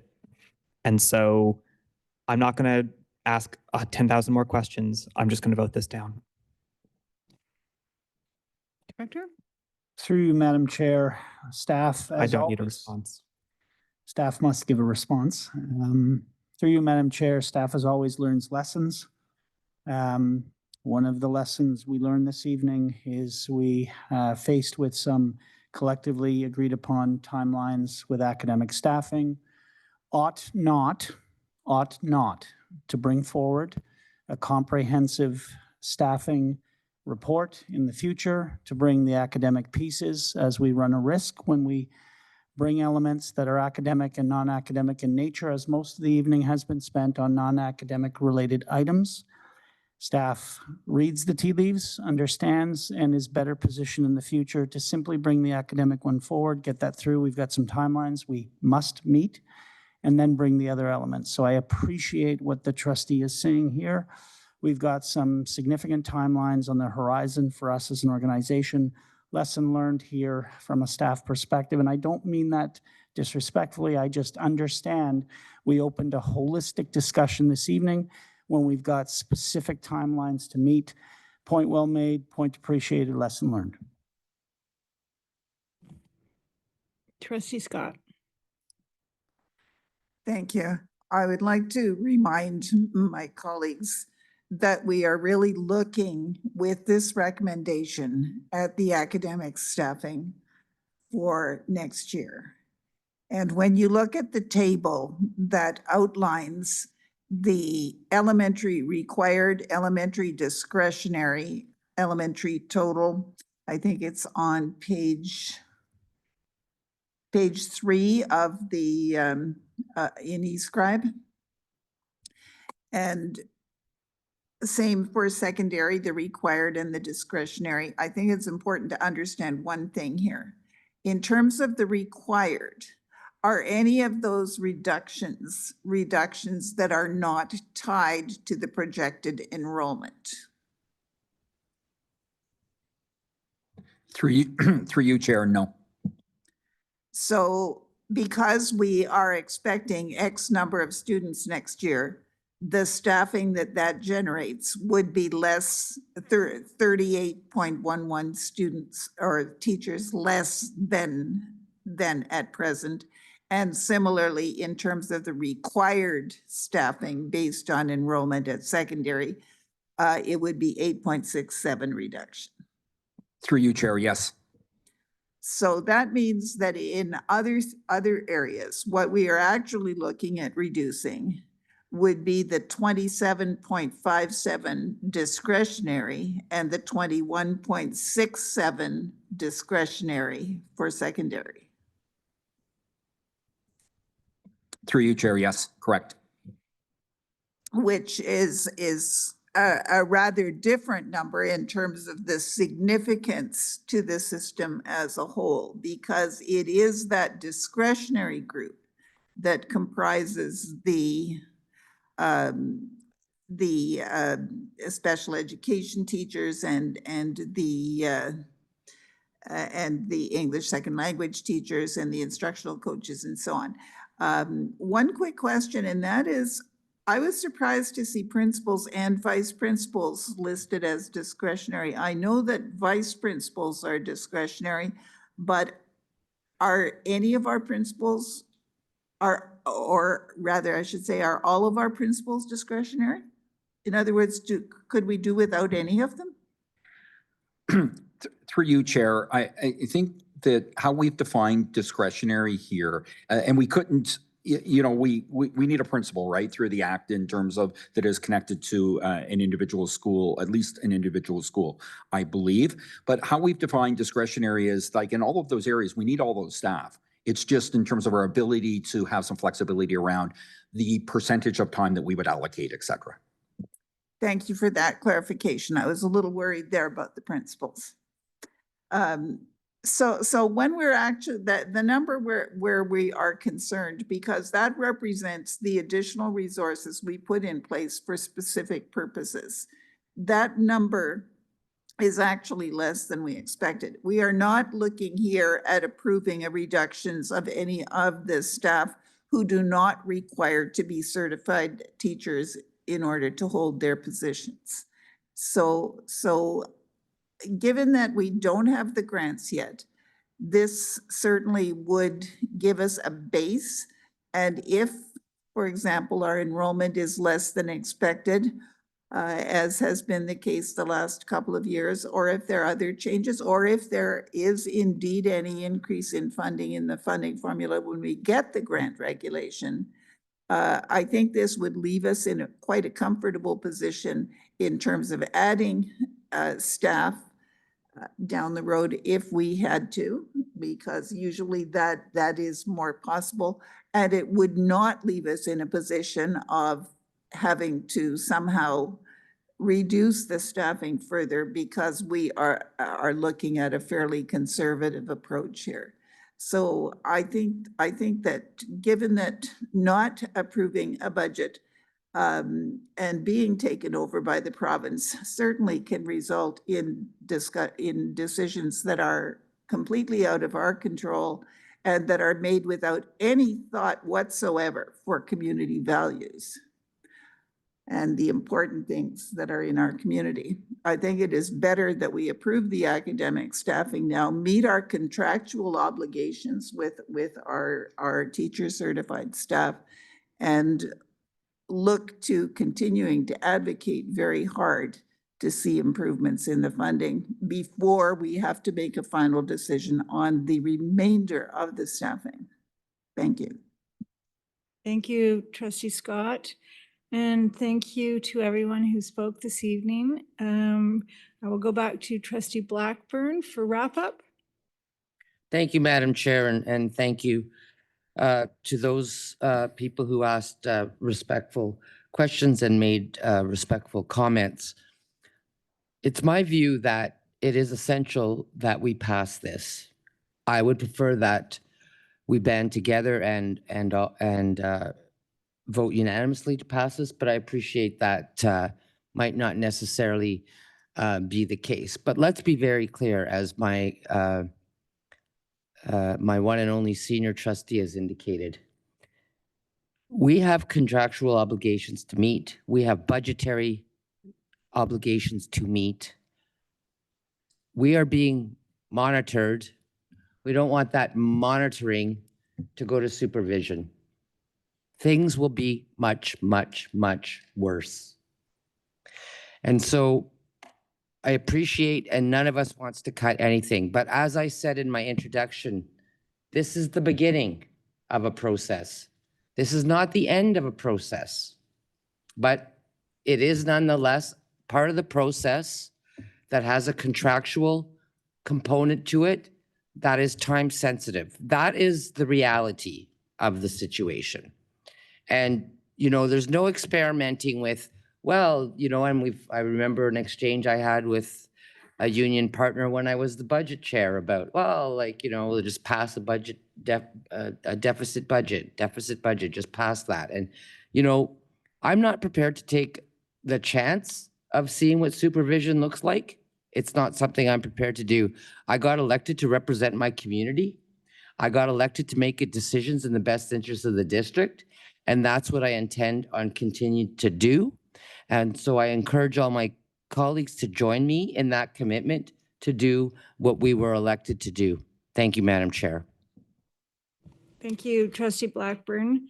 I now call for a vote for the recommendation, and can I please have the recommendation on the screen?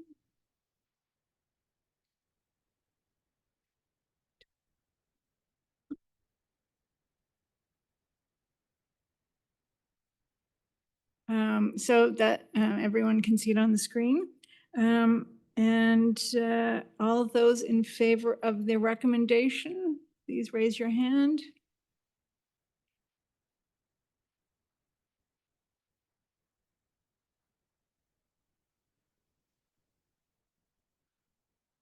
And those opposed?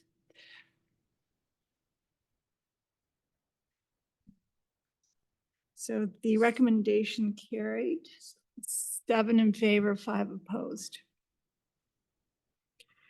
Thank you. And moving on to new business, is there any new business?